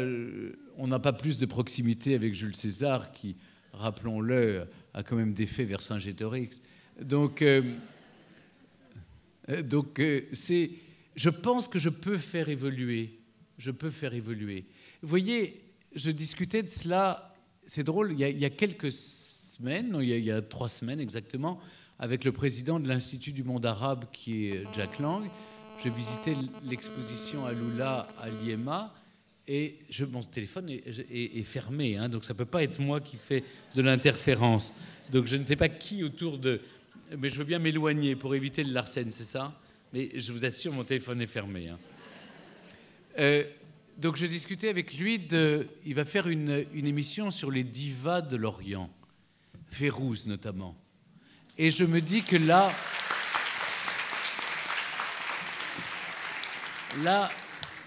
j'avoue que comme on m'appelle le petit frère de Frédéric Mitterrand, eh ben j'aimerais vraiment être le petit frère de Frédéric Mitterrand et refaire une émission de Secrets d'Histoire sur Férouz.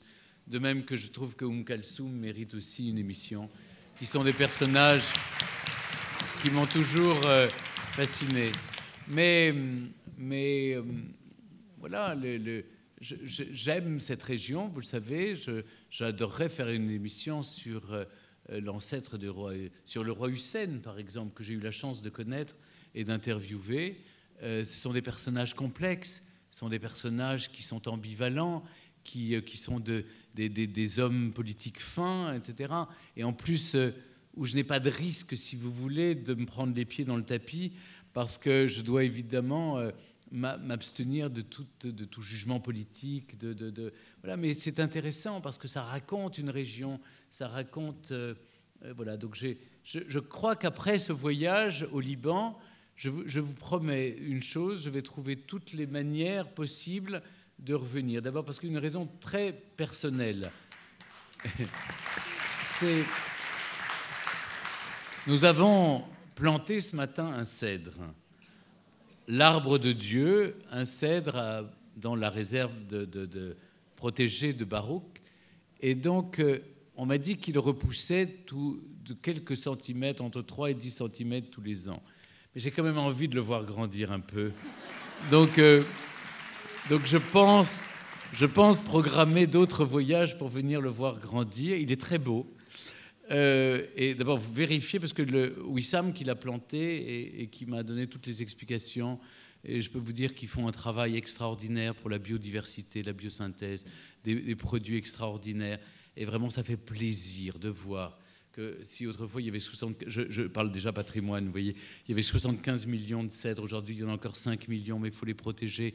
Cet arbre qui est le symbole de ce peuple, de ce pays, de cette nation, on doit vraiment les protéger. Et voilà, j'ai très envie de revenir, donc de trouver des personnages historiques qui vont me permettre de revenir ici au Liban. Donc merci de cette question et j'essaierai d'y apporter des réponses à la télévision.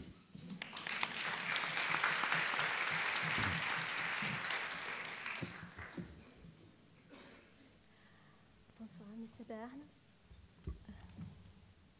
Bon, j'espère être clair pour vous me comprendre, le public aussi. Vous avez souvent abordé le thème des révoltes d'un secret d'histoire. Comme vous déjà dit, les femmes de la Révolution d'un temps aux armes citoyennes. Aujourd'hui, le monde est secoué par de nombreux soulèvements, comme le Chili, la Catalogne, l'Irak et ici au Liban. Quel est votre regard sur toutes ces revendications populaires actuellement? La question est corsée, vous en avez conscience. Je ne voudrais pas entrer dans une sphère politique qui me dépasse, ce n'est pas mon rôle. Simplement, quand on parle de ces personnages, même quand j'ai fait des émissions qui ont bien marché sur Louis XVI ou sur Marie-Antoinette, vous êtes obligé de parler de la Révolution. Les révolutions sont des phénomènes, évidemment, c'est comme des phénomènes de cocotte minute. Vous savez, ça boue, puis à un moment, ça explose parce qu'il y a des revendications. Mais elles sont toutes différentes, les cocottes minutes. Il y a des cocottes minutes Catalogne, c'est une revendication indépendantiste. Vous avez des revendications comme la Révolution française, qui, contrairement à ce qu'on peut penser, était une révolution avant tout bourgeoise, puisque la bourgeoisie était gagnée par les idées rousseauistes et ne supportait pas que ce soit le clergé, les deux tiers, l'aristocratie et le clergé qui s'arrogent l'essentiel du pouvoir, et donc voulait aussi prendre sa part du pouvoir. Ça s'est mal terminé, comme vous le savez, par la terreur, et donc la révolution veut dire un tour sur soi-même. Je préfère des évolutions démocratiques qui permettent d'avancer vers quelque chose de constructif. Je n'ai pas de... Comment vous dire les choses? Je ne suis pas historien, je ne suis pas un politologue, je me contente de raconter les faits et d'essayer de sentir les choses. Évidemment, j'appartiens au peuple, et comme tout un chacun, on a des émotions. J'appartiens à une génération qui vit en paix depuis 70 ans en France. Je sais que ce n'est pas le cas partout dans le monde, et je partage l'émotion que peuvent ressentir ceux qui ont traversé des moments troubles, des guerres civiles, des drames épouvantables, mais je me dis que l'arbre de vie est quelque chose d'important, mais à condition les racines sont profondes, il faut aller vers l'avenir, mais il ne faut rien détruire. Ce qui me frappe dans beaucoup de ces révolutions, c'est souvent se tirer des balles dans le pied parce qu'on s'ampute de quelque chose qui est important. On se fait du mal à soi quand c'est la guerre civile, par exemple. Mais encore une fois, je suis toujours du côté du peuple, du côté de ceux qui aspirent à plus de liberté, plus de démocratie, évidemment moins de corruption et l'égalité pour tous avec des bases saines, communes et surtout de la morale. Il y a une chose dont plus personne ne parle, c'est la morale. Et voyez-vous, je fais une différence entre l'incorruptible, parce que la vertu n'est pas la morale, vous voyez? Qui est un homme vertueux? Robespierre se prétendait incorruptible, mais il l'était pourtant. Et vous avez vu les dérives terribles. Alors je crois que la morale qui je vois ici au Liban, je vois il y a la transmission des valeurs familiales, des valeurs traditionnelles. C'est quelque chose qui me touche ici au Liban. Je vois bien, on est respectueux des générations, on est respectueux des personnes âgées. On transmet aux jeunes générations. Ça, pour moi, c'est important, c'est ça la morale. Donc oui, d'une certaine manière, je peux le dire publiquement et je l'assume, je suis aux côtés du peuple libanais.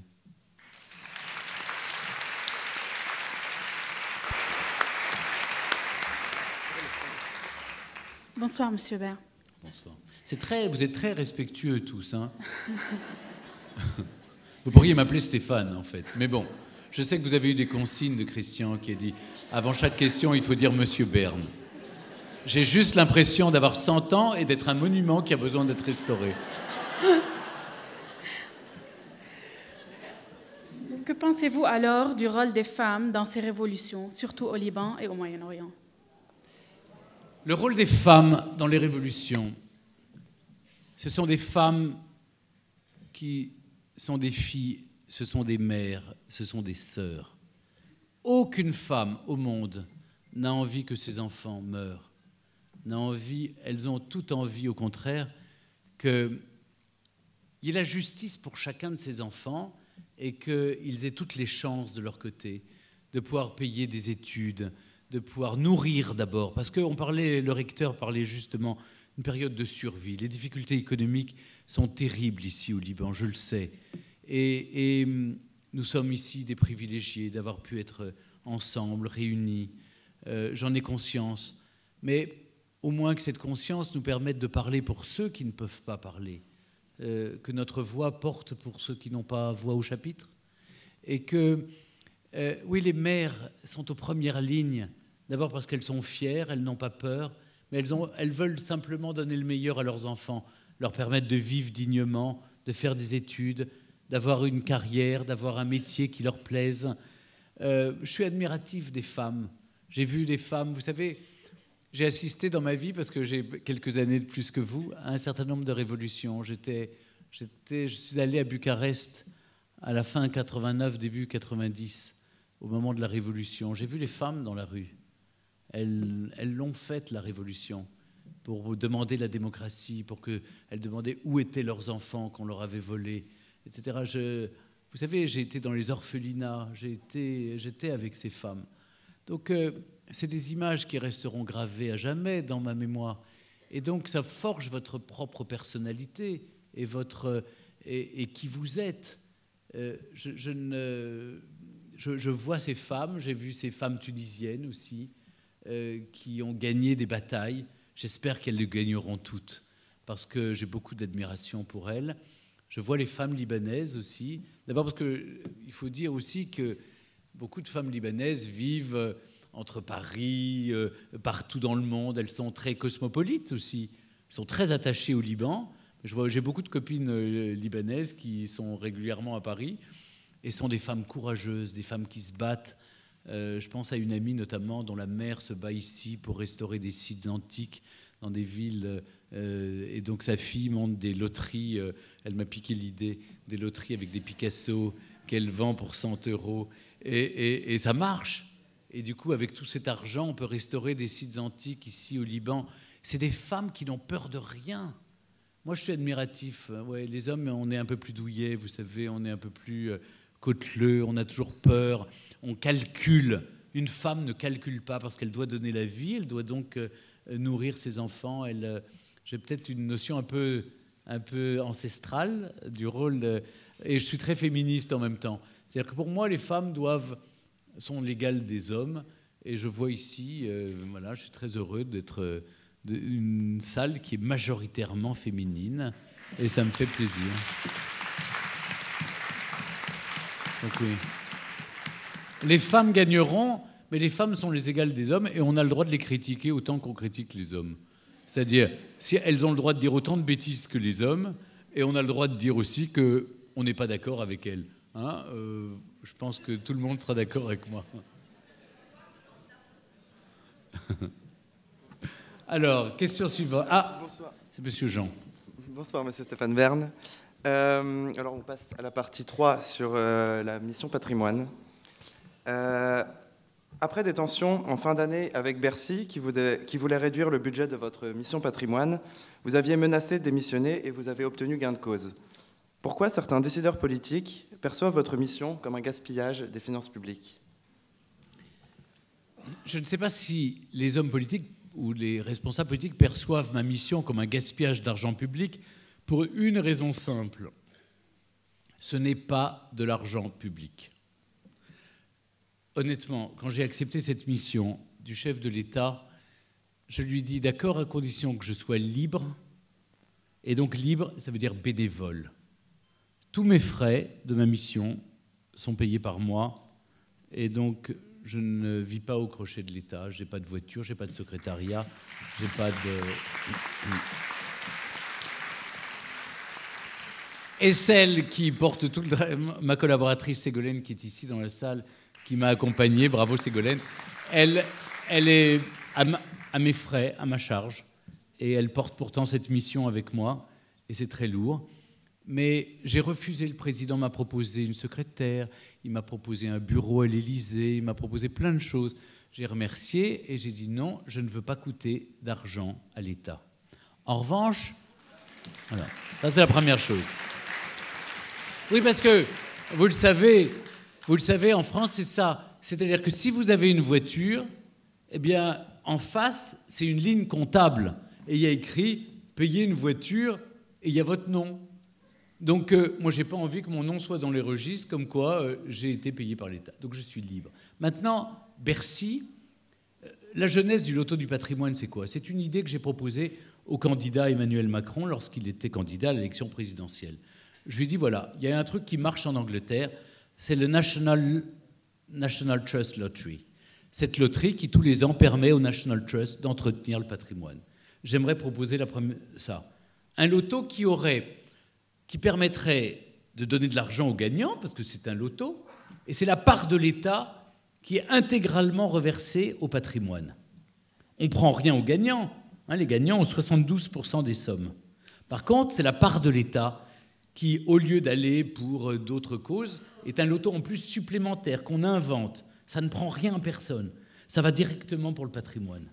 Et en plus, ça a un effet levier incroyable parce que ça motive les Français. L'idée que je voulais, c'est que le patrimoine, ce n'est pas l'affaire de l'État, ce n'est pas l'affaire des propriétaires privés, c'est l'affaire de tous. C'est l'affaire de chacun, individuellement et collectivement. Victor Hugo le disait dans son texte fondateur, Guerre aux démolisseurs de 1825, republié en 1832. Il y a deux choses dans un édifice. Il y a son propriétaire. Et le propriétaire peut revendiquer la propriété, que ce soit l'État, une collectivité locale. Mais l'autre propriétaire, c'est nous tous. La beauté appartient à tout le monde. La beauté, oui, elle appartient à tout le monde. Donc c'est ce que je me tue à répéter de village en village.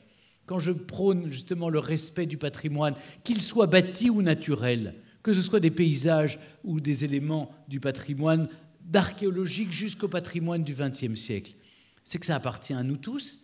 Patrimoine, c'est quelque chose que l'on nous a transmis à la nation tout entière et qu'on doit protéger. Donc si vous voulez, ce loto marche bien. On a gagné la première année 22 millions d'euros grâce à ce loto. Là-dessus, je découvre un jour, je ne le savais pas dans ma grande naïveté, mais qu'est-ce que vous voulez, j'ai pas fait l'ENA, alors on ne peut pas me... Et je ne savais pas que l'État allait prélever en plus de la TVA, allait prélever des taxes un peu cachées, vous voyez, c'était... Alors j'ai dit au président, je dis non, là c'est pas possible. Là c'est pas possible, il faut faire quelque chose.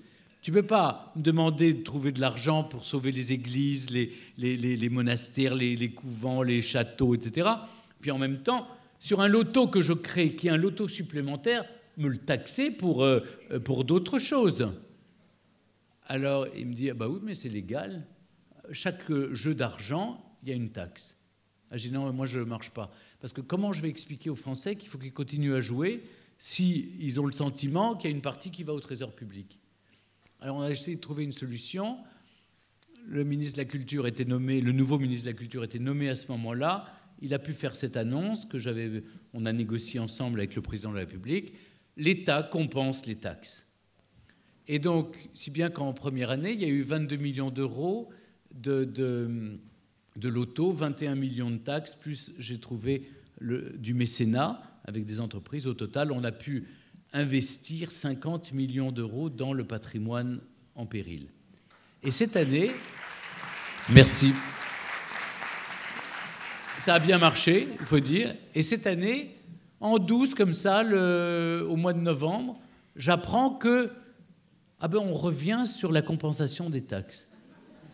Que c'est-à-dire, c'était bien l'année dernière, oui, ça on les a compensés. Mais cette année, ça va être plus dur, parce qu'il faut dire qu'on a donné il y a eu des revendications dans la rue cette année, vous savez. Et donc, l'État a dû donner des milliards pour calmer les gens. Et donc forcément, il faut prendre l'argent quelque part. Alors, vous comprenez, les propriétaires de monuments, ils ne vont pas descendre dans la rue. Alors, ça va être facile, on va leur prendre à eux. Et donc, on m'a supprimé les compensations. Et là, j'ai protesté. Et donc, évidemment, ce sont des arbitrages, il faut se battre. J'ai la chance que le président de la République entend ce discours. Mais c'est des bras de fer avec Bercy de temps en temps. Mais encore, je crois qu'on est en train de trouver une solution avec le président. Ça va être annoncé dans les prochains jours. C'est qu'on va pérenniser la compensation des taxes en annonçant la 3e année du loto du patrimoine. Moi, ce qui fait ma fierté, je vais vous dire, il n'y a pas grand-chose qui me rend fier de ce que j'ai fait. Les émissions, vous pouvez les trouver en DVD, peut-être, mais il ne restera rien dans 100 ans, des émissions.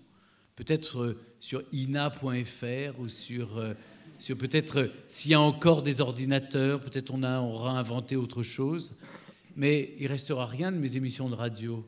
La seule chose qui restera peut-être dans 100 ans, c'est que j'aurai modestement contribué à sauver déjà 150 monuments qui ont été en partie sauvés grâce à la mission qui porte mon nom. Donc ça, vous savez, j'ai dit au président de la République, parce que quand les gens m'ont dit « Pourquoi vous acceptez une mission du président de la République ?» Comme si j'avais accepté une chose épouvantable. Vous savez, un traître, il a accepté une mission du président de la République. Écoutez, moi, j'ai juste dit, j'ai répondu cette chose suivante. Je ne sers pas un chef de l'État, je sers mon pays. Je pense qu'on doit tous se demander, comme disait Kennedy, qu'est-ce qu'on peut faire pour notre pays? Je ne sais pas faire grand-chose. Je sais mobiliser les gens et leur dire et leur expliquer que le patrimoine, c'est quelque chose qui va bien au-delà de l'édifice. C'est quelque chose qui touche notre âme, qui touche notre identité, qui touche nos racines. C'est quelque chose qui nous fait vivre. On ne s'en rend pas compte. Et donc, il faut protéger ce patrimoine. Voilà pourquoi... Alors, j'ai répondu à votre question, il n'y a pas d'argent public, mais je me bats. Et je vais vous dire mieux, je ne peux pas démissionner, puisque c'est une mission bénévole. Donc, à part dire au président, écoute, débrouille-toi avec tes monuments, je ne vois pas ce que je peux faire. Et en même temps, ça serait idiot, parce que je vais punir les monuments qui ne m'ont rien fait. Donc, j'ai trouvé la meilleure solution. J'ai dit, tu sais, pour ta punition, je lui ai dit, je vais rester là jusqu'à ce que tous les monuments français soient restaurés. Enfin, je serais peut-être mort avant, mais bon, c'est pas grave. D'autres prendront le relais. Bonsoir, M. Bern. Comment, aujourd'hui, est-il possible de mettre en place une sensibilisation des populations par rapport au patrimoine délaissé? Et quelle stratégie mettriez-vous en place pour une prise de conscience culturelle? C'est très compliqué. Votre question est très compliquée. Comment sensibiliser le public au patrimoine? Et particulièrement, je me pose la question depuis que je suis arrivé hier, en visitant, en voyant, par exemple, on ne m'a rien caché. On m'a montré les maisons, j'ai visité des maisons habitées, anciennes, j'ai vu des maisons anciennes qui sont en ruine, qu'on laisse tomber sciemment ou involontairement, mais parfois que des promoteurs immobiliers attendent de voir tomber, ils sont comme ça au coin de la rue, ils attendent qu'elle tombe pour pouvoir racheter à vil prix et faire une tour qui va leur rapporter beaucoup d'argent et détruire un peu plus le patrimoine libanais. Donc j'observe tout cela. Comment convaincre une population qui souffre, qui traverse une crise terrible? Comment convaincre que le patrimoine est important. Je vais vous raconter une histoire qu'on raconte. C'est un jour Churchill est face à son ministre de la guerre qui lui demande de sacrifier le budget de la culture et du patrimoine pour encore plus de canons pour finir de gagner la guerre.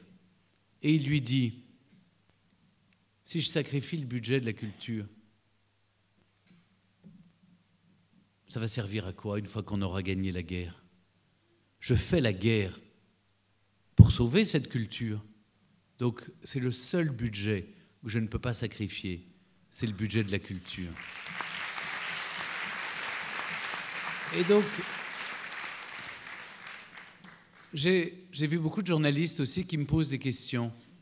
Comment vous expliquez qu'on trouve 800, 600, 800 millions pour Notre-Dame de Paris et que dans le même temps, on a du mal à finir pour les Restos du Cœur où il y a des populations entières qui souffrent? Je réponds toujours par cette phrase de Lamartine, en parodiant plutôt, en imitant Lamartine, que vous connaissez bien ici au Liban. J'ai vu sa chambre tout à l'heure à Beth Eddin. Et donc, Lamartine disait, on n'a pas un cœur pour les hommes. Je parodie. On n'a pas un cœur pour les hommes et un cœur pour les pierres. On a du cœur où on n'en a pas. Et souvent, ceux qui soutiennent le patrimoine sont ceux aussi qui soutiennent autour d'eux les associations, les populations. Moi, je ne fais pas le tri dans toutes les associations que je parraine ou que je soutiens ou que j'aide entre ce qui va aider des personnes en difficulté financière, matérielle ou morale et le patrimoine que je soutiens depuis que j'ai 15 ans. Et donc, je crois que le patrimoine est quelque chose d'important. Ça, on peut l'expliquer. Maintenant, je vais aller plus profondément. Le patrimoine, c'est quoi? Eh bien, c'est comme les racines du cèdre du Liban. Ces racines sont profondes. Elles tiennent, je les ai vues tout à l'heure, elles tiennent la terre aussi. La terre les tient, mais elles tiennent la terre. Sans ces racines, nous ne sommes rien. Sans ces racines, à quoi ça sert de se battre aujourd'hui? Ça sert à quoi de se battre aujourd'hui pour un Liban meilleur, pour plus de liberté, si on a tout détruit, ce qui fait l'identité du Liban, si on n'a pas sauvé tout ce patrimoine religieux qui est dense, qui est incroyable au Liban, et qui raconte, avec ces périodes troubles, ces périodes tragiques, mais quelle histoire n'a pas sa face de lumière et sa face d'ombre? Tout ce patrimoine religieux raconte ce qu'est le Liban aujourd'hui, cette cohabitation, cette coexistence pacifique, je l'espère, et le plus longtemps possible, entre les communautés. C'est ça le patrimoine. C'est ce qui nous amène à notre identité, ou à votre identité, à notre identité collective. C'est de l'identité, c'est de la convivialité. Vous savez, à l'Institut français d'Er el-Kama, où j'étais tout à l'heure, j'ai vu ce qu'on peut faire pour réhabiliter justement, je trouve merveilleux que l'Institut français soit dans l'ancien caravansérail, que tous ces livres qui transmettent la culture de mon pays fassent rayonner la francophonie sous ces vieilles pierres vénérables qui racontent une histoire. C'est formidable parce qu'on se tient les uns les autres, la culture soutient les pierres la culture. C'est extraordinaire, ça crée de la convivialité. Zara Fournier, qui m'a fait la visite, je ne sais pas s'il est dans la salle, elle espérait pouvoir arriver à temps. Zara m'a expliqué que les habitants de Der el-Kamar font en sorte d'eux-mêmes de sauver les maisons, de réhabiliter ces ruelles étroites où on voit où l'eau peut s'écouler d'ailleurs. Et vous voyez toute cette histoire comme ça depuis le XVe siècle qui est là, présente. Donc vous voyez, cette prise de conscience, elle existe aussi, et ça crée de la convivialité. Et elle me disait, c'est incroyable dans la situation qu'on vit maintenant au Liban, eh bien, il y a des touristes qui viennent pour voir cela. Oui, le patrimoine crée du tourisme patrimonial. C'est-à-dire qu'au fond, ce que j'essaie d'expliquer sur tous les tons, et je me bats inlassablement, c'est le même discours. Le patrimoine n'est pas un coût, c'est un investissement. Le patrimoine n'est pas un luxe, c'est une nécessité. C'est une nécessité pour nous-mêmes, pour se sauver nous-mêmes, sauver notre histoire, nos traditions, notre identité, la convivialité. Beaucoup de jeunes s'investissent aussi. Et puis je dis aux jeunes qui sont tellement à la pointe, et ils ont raison, de l'écologie, vous défendez la biodiversité et la préservation des paysages, mais vous préservez les paysages, mais on peut construire en détruisant les traces du passé. Comment vous m'expliquez cette contradiction? On ne peut protéger ces paysages sans le fossiliser pour autant. Je ne suis pas pour une fossilisation de notre monde. Les gens ont le droit d'avoir des habitations, de vivre, il faut leur trouver des lieux. Mais on n'est pas obligé de détruire. Et peut-être ça coûte un peu plus cher de réhabiliter des maisons anciennes. Mais on peut aussi donner la chance à des gens qui n'ont jamais eu cette expérience extraordinaire de vivre dans des maisons anciennes, de vivre dans des maisons anciennes qui ont été réhabilitées et dans lesquelles on a pu mettre le confort le plus moderne. Donc, c'est ça aussi, cet apprentissage de l'amour du patrimoine. C'est l'apprentissage de nous-mêmes. Une société se déteste beaucoup si elle détruit son patrimoine. C'est qu'elle n'aime pas son histoire, elle ne s'aime pas elle-même. Donc je crois que c'est une revendication que j'ai entendue depuis que je suis ici. Oui, il faut protéger le patrimoine libanais. Je pense qu'il faudrait... Je sais que des gens ici, j'ai vu un monsieur qui est là, qui a fait des ouvrages merveilleux pour j'allais dire, faire un recollement, une sorte d'inventaire. Il faudrait une sorte de mérimée libanais qui inventorie tout ce patrimoine en péril. Je sais, Christian me l'a dit, on a classé quelques 1000 maisons, mais parfois c'est trop tard. Sur ces 1000, ça a descendu déjà. Il y en a quelques-unes qui sont tombées à Ashrafieh, il y a déjà dans le quartier, il y a déjà des maisons qui sont tombées récemment encore.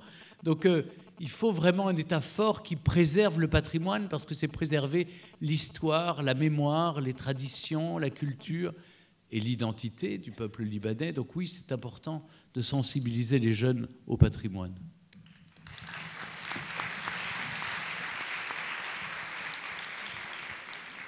Il faut faire plus court.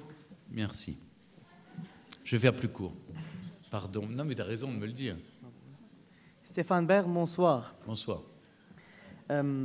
L'esplanade des mosquées pour les musulmans, le mur des lamentations pour les juifs et l'église du Saint-Sépulcre pour les chrétiens. Dans un contexte très tendu au Liban, dans un contexte très tendu au Moyen-Orient et surtout à Jérusalem.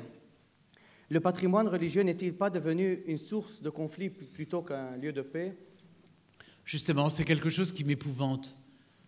Ça m'épouvante. C'est mon cauchemar récurrent. Je pense que toutes les religions ont été créées pour nous unir, pour nous réunir, pour nous rassembler, pour nous unir, pour nous faire en sorte que nous soyons unis dans la même fraternité. Et pour autant, au nom de Dieu, on s'entretue. C'est quelque chose qui m'épouvante, qui me terrifie, qui me fait peur, comme vous. Et je trouve qu'on devrait décréter Jérusalem, d'une certaine manière, zone protégée de tout conflit, parce que toutes les religions doivent vivre en coexistence et en cohabitation, sont en plus les religions du livre.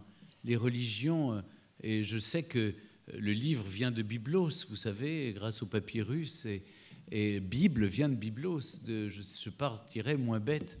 Et je trouve ça fabuleux. Et d'ailleurs, l'Europe vient de Phénicie, hein, donc je pense qu'on a beaucoup à apprendre du Liban. Christian, j'ai bien répété. Hein. Non, pour moi, le patrimoine religieux est très important. Et j'ai monté en France, récemment, je faisais une table ronde pour soutenir une abbaye qui s'effondre. J'ai mis ensemble tous les pouvoirs publics, même un département qui n'est pas très pro-religieux, parce que nous avons cette laïcité très, très prudente, très, très, très rigoureuse aussi. Mais je crois qu'on y arrive petit à petit. Avec ma mission, qui est une sorte, je me sens un peu missionnaire du patrimoine, et j'ai réussi, je crois, notamment dans cette abbaye, à mettre le département qui est très laïque avec les moines qui sont très religieux, et on arrive à sauver un projet commun Et je crois qu'on va y arriver pour la mission 2020. Donc oui, pour moi, le patrimoine religieux est très important, surtout, je ne sais pas si j'aurai le temps, je ne sais pas, d'aller au nord du Liban, voir tous ces monastères, non, pas cette fois-ci, je reviendrai, oui. Parce que c'est lui qui connaît mon programme. Et donc, mais je reviendrai parce que je pense que le patrimoine religieux, Jocelyne est là dans la salle, n'est-ce pas? Jocelyne est là. Elle m'a montré un livre magnifique où elle a fait justement tout un livre sur tous les édifices religieux, même de Beyrouth. Mais c'est considérable. Donc ce patrimoine religieux, oui, c'est important. Parce qu'encore, c'est de l'identité pour chacun d'entre vous, chacun d'entre nous. Et même si je considère que mes convictions m'appartiennent, et je suis pour sauvegarder tous les édifices religieux, quels qu'ils soient. Je me bats en France, je vais vous dire, parce qu'il y en a qui proposent de détruire des églises, et même je suis allé plus loin que l'Observatoire du patrimoine religieux en demandant la suspension et un moratoire de toutes les destructions des églises en France.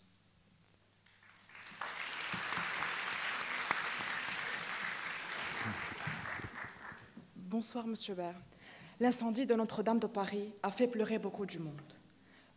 Comment avez-vous vécu ce drame à titre personnel, très rapidement, et quel avenir voyez-vous pour ce site fabuleux? Excusez-moi. Vous avez glissé le très rapidement, je m'en souviendrai. Vous savez, je crois que ce soir-là, il se trouve que j'étais à la cathédrale de Reims ce soir-là pour inaugurer une exposition au Palais du Thau. J'avais la cathédrale de Reims qui avait subi le même sort après la Première Guerre mondiale. Et quand j'ai eu sur mon téléphone portable l'annonce que Notre-Dame était en feu, j'ai fait signe désespérément au président du Centre des Monuments Nationaux en France, qui est un organisme qui a 100 monuments, dont l'Arc de Triomphe, dont les tours de Notre-Dame qui dépendent de lui. Je lui ai fait signe, il était en train de faire un discours, je lui ai dit, mais je lui ai fait signe qu'il fallait qu'il arrête, que c'était grave. Et les télévisions sont immédiatement arrivées, et j'ai pleuré en direct, parce que vous savez, pour moi, Notre-Dame de Paris, par-delà l'édifice cultuel, c'est aussi un édifice culturel. Vous savez, les édifices religieux, c'est de la culture à portée de main, ouvert à tous. Et surtout, Notre-Dame de Paris, c'est le livre d'histoire de la France. C'est le livre fondateur, tout s'est écrit, c'est fait autour de Notre-Dame de Paris. Depuis la fondation de l'État français, de la Constitution de la France, jusqu'à, évidemment, j'allais dire, la libération de Paris, les obsèques du général de Gaulle, les grands moments que même François Mitterrand, vous voyez, a demandé une messe à Notre-Dame de Paris. Donc c'est vraiment, c'est l'édifice de la France. Donc j'ai été bouleversé. Et puis la deuxième partie de la question, c'est l'avenir de cet édifice. Écoutez, j'ai été aux premières réunions convoquées par le chef de l'État sur l'état de ce qu'on pouvait faire pour Notre-Dame de Paris. Le premier acte, c'était d'abord de collecter les fonds pour permettre la restauration. Donc ça, on l'a fait. 4 fondations ont travaillé. Moi, j'ai fait une émission spéciale le soir, 4 jours plus tard, un samedi soir, en direct des Invalides, pour vraiment récolter des fonds. On a récolté beaucoup d'argent. Des grands mécènes ont été très généreux et ont donné dans le monde entier. Mais vous savez, ce qui m'a le plus touché, c'est 300 000 personnes individuelles ont donné 10 €. C'est rare. On n'a jamais fait une collecte où autant de gens peu fortunés, mais ont tous donné. Et ça, c'est quelque chose, c'est un élan. J'ai vu que cet élan collectif a créé un choc émotionnel dans l'opinion publique qui fait qu'ensemble, on va essayer de sauver d'abord l'édifice et puis les 85 autres cathédrales de France et peut-être toutes les autres églises, parce que j'ai juste posé une question. J'ai dit, mais Notre-Dame de Paris a 850 ans, mais je peux vous donner combien d'autres églises en France modestes, simples, dans des villages, des abbayes, des monastères, où il y a des églises qui ont plus de 1000 ans d'histoire et dont tout le monde se moque, dont personne, qui n'intéresse personne. Et on me laisse, moi, avec les 22 millions du loto du patrimoine, me charger de les sauver. Donc j'ai juste posé la question, je dis 600, 800, 900 millions là pour Notre-Dame, et là, moi, j'ai 22 millions pour sauver toutes les autres églises. Donc peut-être on a lancé une campagne avec la Fondation du patrimoine qui s'appelle « Plus jamais ça ». Ne plus se mettre en situation où un incendie peut ravager Notre-Dame. Puis la question se posera, qui ne m'appartient pas, même si j'ai mon avis sur la question de quel avenir donner à Notre-Dame de Paris. Moi, si vous voulez mon avis personnel, je suis personnellement et individuellement, et ça n'engage que moi, pour la restauration, je ne dirais pas évidemment à l'identique, mais je dirais dans son état de classement. Elle a été classée dans un état. La loi nous demande de restaurer Notre-Dame de Paris comme elle a été classée. L'État ne peut pas s'affranchir d'une loi qu'il doit respecter, comme moi, avec mon monument historique, je le respecte, comme n'importe qui doit respecter la loi. Voilà, c'est mon seul avis. Alors, après la question de la flèche, il faut la reconstruire, selon moi, à l'identique, telle qu'elle a été classée, mais peut-être le coq qui est tombé, le coq est stigmate de l'incendie, doit être exposé, selon moi, dans la cathédrale, et peut-être on peut faire un coq contemporain. J'ai suggéré au président que pour tout ce qui est du concours d'architectes, qui s'intéressent aux abords de la cathédrale et qui fassent tout leur concours, qui s'amusent et qui nous proposent les choses les plus extravagantes, mais au moins, mon Dieu, qu'on nous laisse Notre-Dame de Paris comme elle était.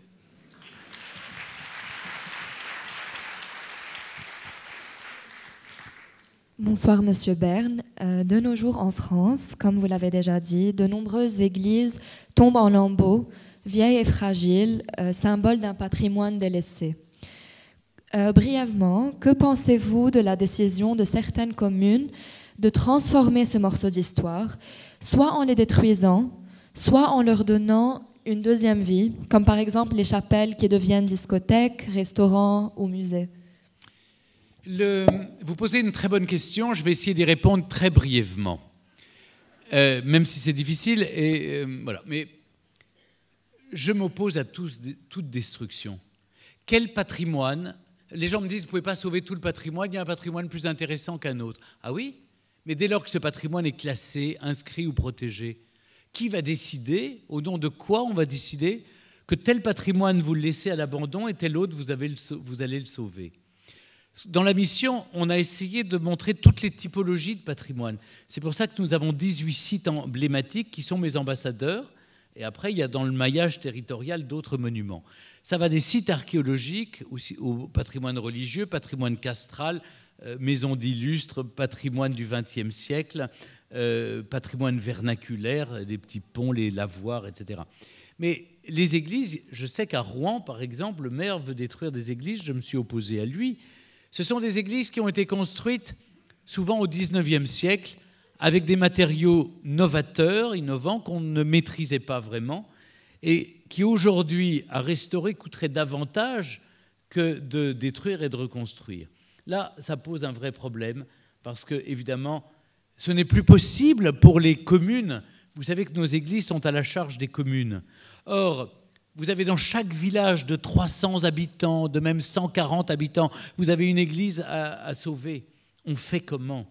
Autant à Paris, on peut encore, dans une capitale, une grande ville, vous avez assez de personnes avec des impôts pour financer les restaurations.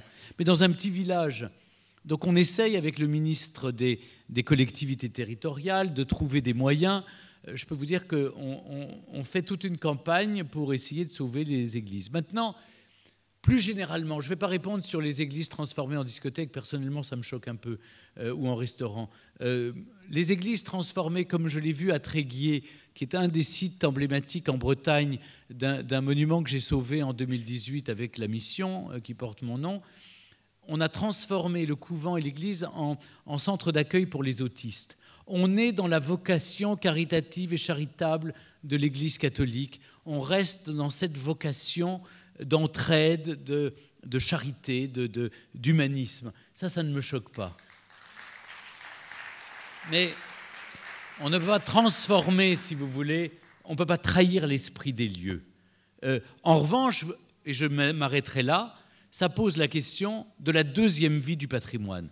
Le patrimoine n'a pas vocation à être restauré tel quel, parce que ça va durer pour quelques années.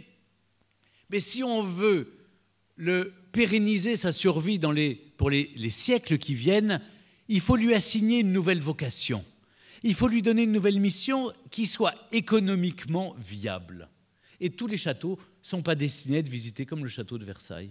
Donc oui, il faut peut-être créer des espaces de coworking. On travaille aussi avec le Premier ministre en France. Là, j'ai accepté une mission parallèle, en fait. C'était mon idée, donc ils sont bien obligés de m'écouter un peu. Une idée que j'ai proposée au président, et donc voilà, ça a été repris par d'autres. Donc ils m'ont mis dans le comité quand même pour transformer des grands monuments qui appartiennent à des collectivités territoriales importantes en hôtels 3 étoiles, comme la forteresse de Sedan transformée en hôtel. Ça, c'est une vocation parce que ça crée du tourisme patrimonial qui marche. Voilà, c'est une économie, en fait. Vous savez que 500 000 emplois en France sont directement impactés par le patrimoine. 500 000 emplois. C'est autant que et en PIB, en 4 points du PIB, c'est autant que l'agriculture. Donc je sais que parfois ça choque qu'on mette culture et agriculture, mais au fond, c'est autant de points de PIB. C'est le seul lien que je vois. Hein.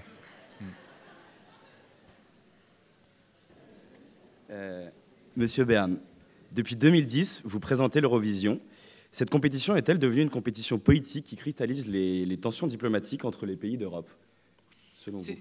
Oui, je présente depuis longtemps l'Eurovision. Et chaque fois, je vois d'abord que la sphère d'influence de la France diminue puisque nous ne gagnons pas. En revanche, on pourrait dire à l'inverse que ce sont des outsiders qui gagnent. Le Portugal, l'Ukraine, les Pays-Bas cette année, Conchita Wurst pour l'Autriche. C'est chaque fois des contre-programmations en quelque sorte. Ce qui me frappe, c'est au moment des votes, ayant fait un peu m'étant passionné pour les relations internationales, ça me frappe de voir comment les votes des gens, c'est assez... ça reprend ce qu'on a appris dans les études de relations internationales. Vous voyez, il y a la corne de l'orthodoxie. Chypre vote avec la Grèce, qui vote aussi. Vous avez l'axe Moscou-Belgrade. Vous avez... non, mais c'est la Scandinavie qui se vote les uns pour les autres. C'est fascinant. Donc chaque fois, j'annonce les votes avant. Et chaque fois, ça marche. Et les gens me disent, mais vous étiez au courant? Je dis non, mais simplement, j'ai bien pensé que Chypre allait donner 12 points à la Grèce et que la Grèce allait donner 12 points à Chypre. Hein. C'est assez mathématique, vous voyez, quel que soit le chanteur, la chanteuse, etc. Mais bon, voilà, maintenant, ça reste, pardon, mais au-delà de tout ça, ça reste une compétition d'artistes. Et ce que je vois en étant dans les coulisses de cette compétition, c'est quelles que soient les origines des uns et des autres, quelle que soit leur religion, quelle que soit leur croyance, leur conviction, tous les artistes ne font plus qu'un et que la musique les réunit. Et moi, j'essaie toujours, dans ma vie, de trouver ce qui unit les gens plutôt que ce qui les désunit. Et je rebondis une chose parce que c'est... Mon slogan pour le patrimoine, c'est que le lieu crée du lien. On unit les gens avec des choses qu'on a en commun. Il faut toujours essayer de trouver ce qui nous unit. La musique, c'est une bonne chose, comme le patrimoine. Donc oui, en fait, on me donne l'Eurovision sur France Télé parce que c'est très patrimonial. Voilà pourquoi je continue de le présenter, même si parfois certains artistes m'échappent un peu. C'est terminé ?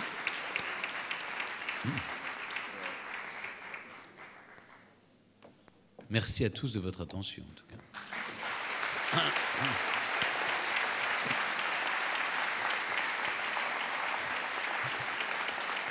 Mesdames et messieurs, avant de clôturer cette rencontre, je demande au recteur de l'USJ, à Madame le doyen, à Messieurs Tautel et Aïi de nous rejoindre pour remettre à Monsieur Stéphane Bern la médaille des 145 ans de l'université en souvenir inoubliable de sa visite au Liban et à l'USJ.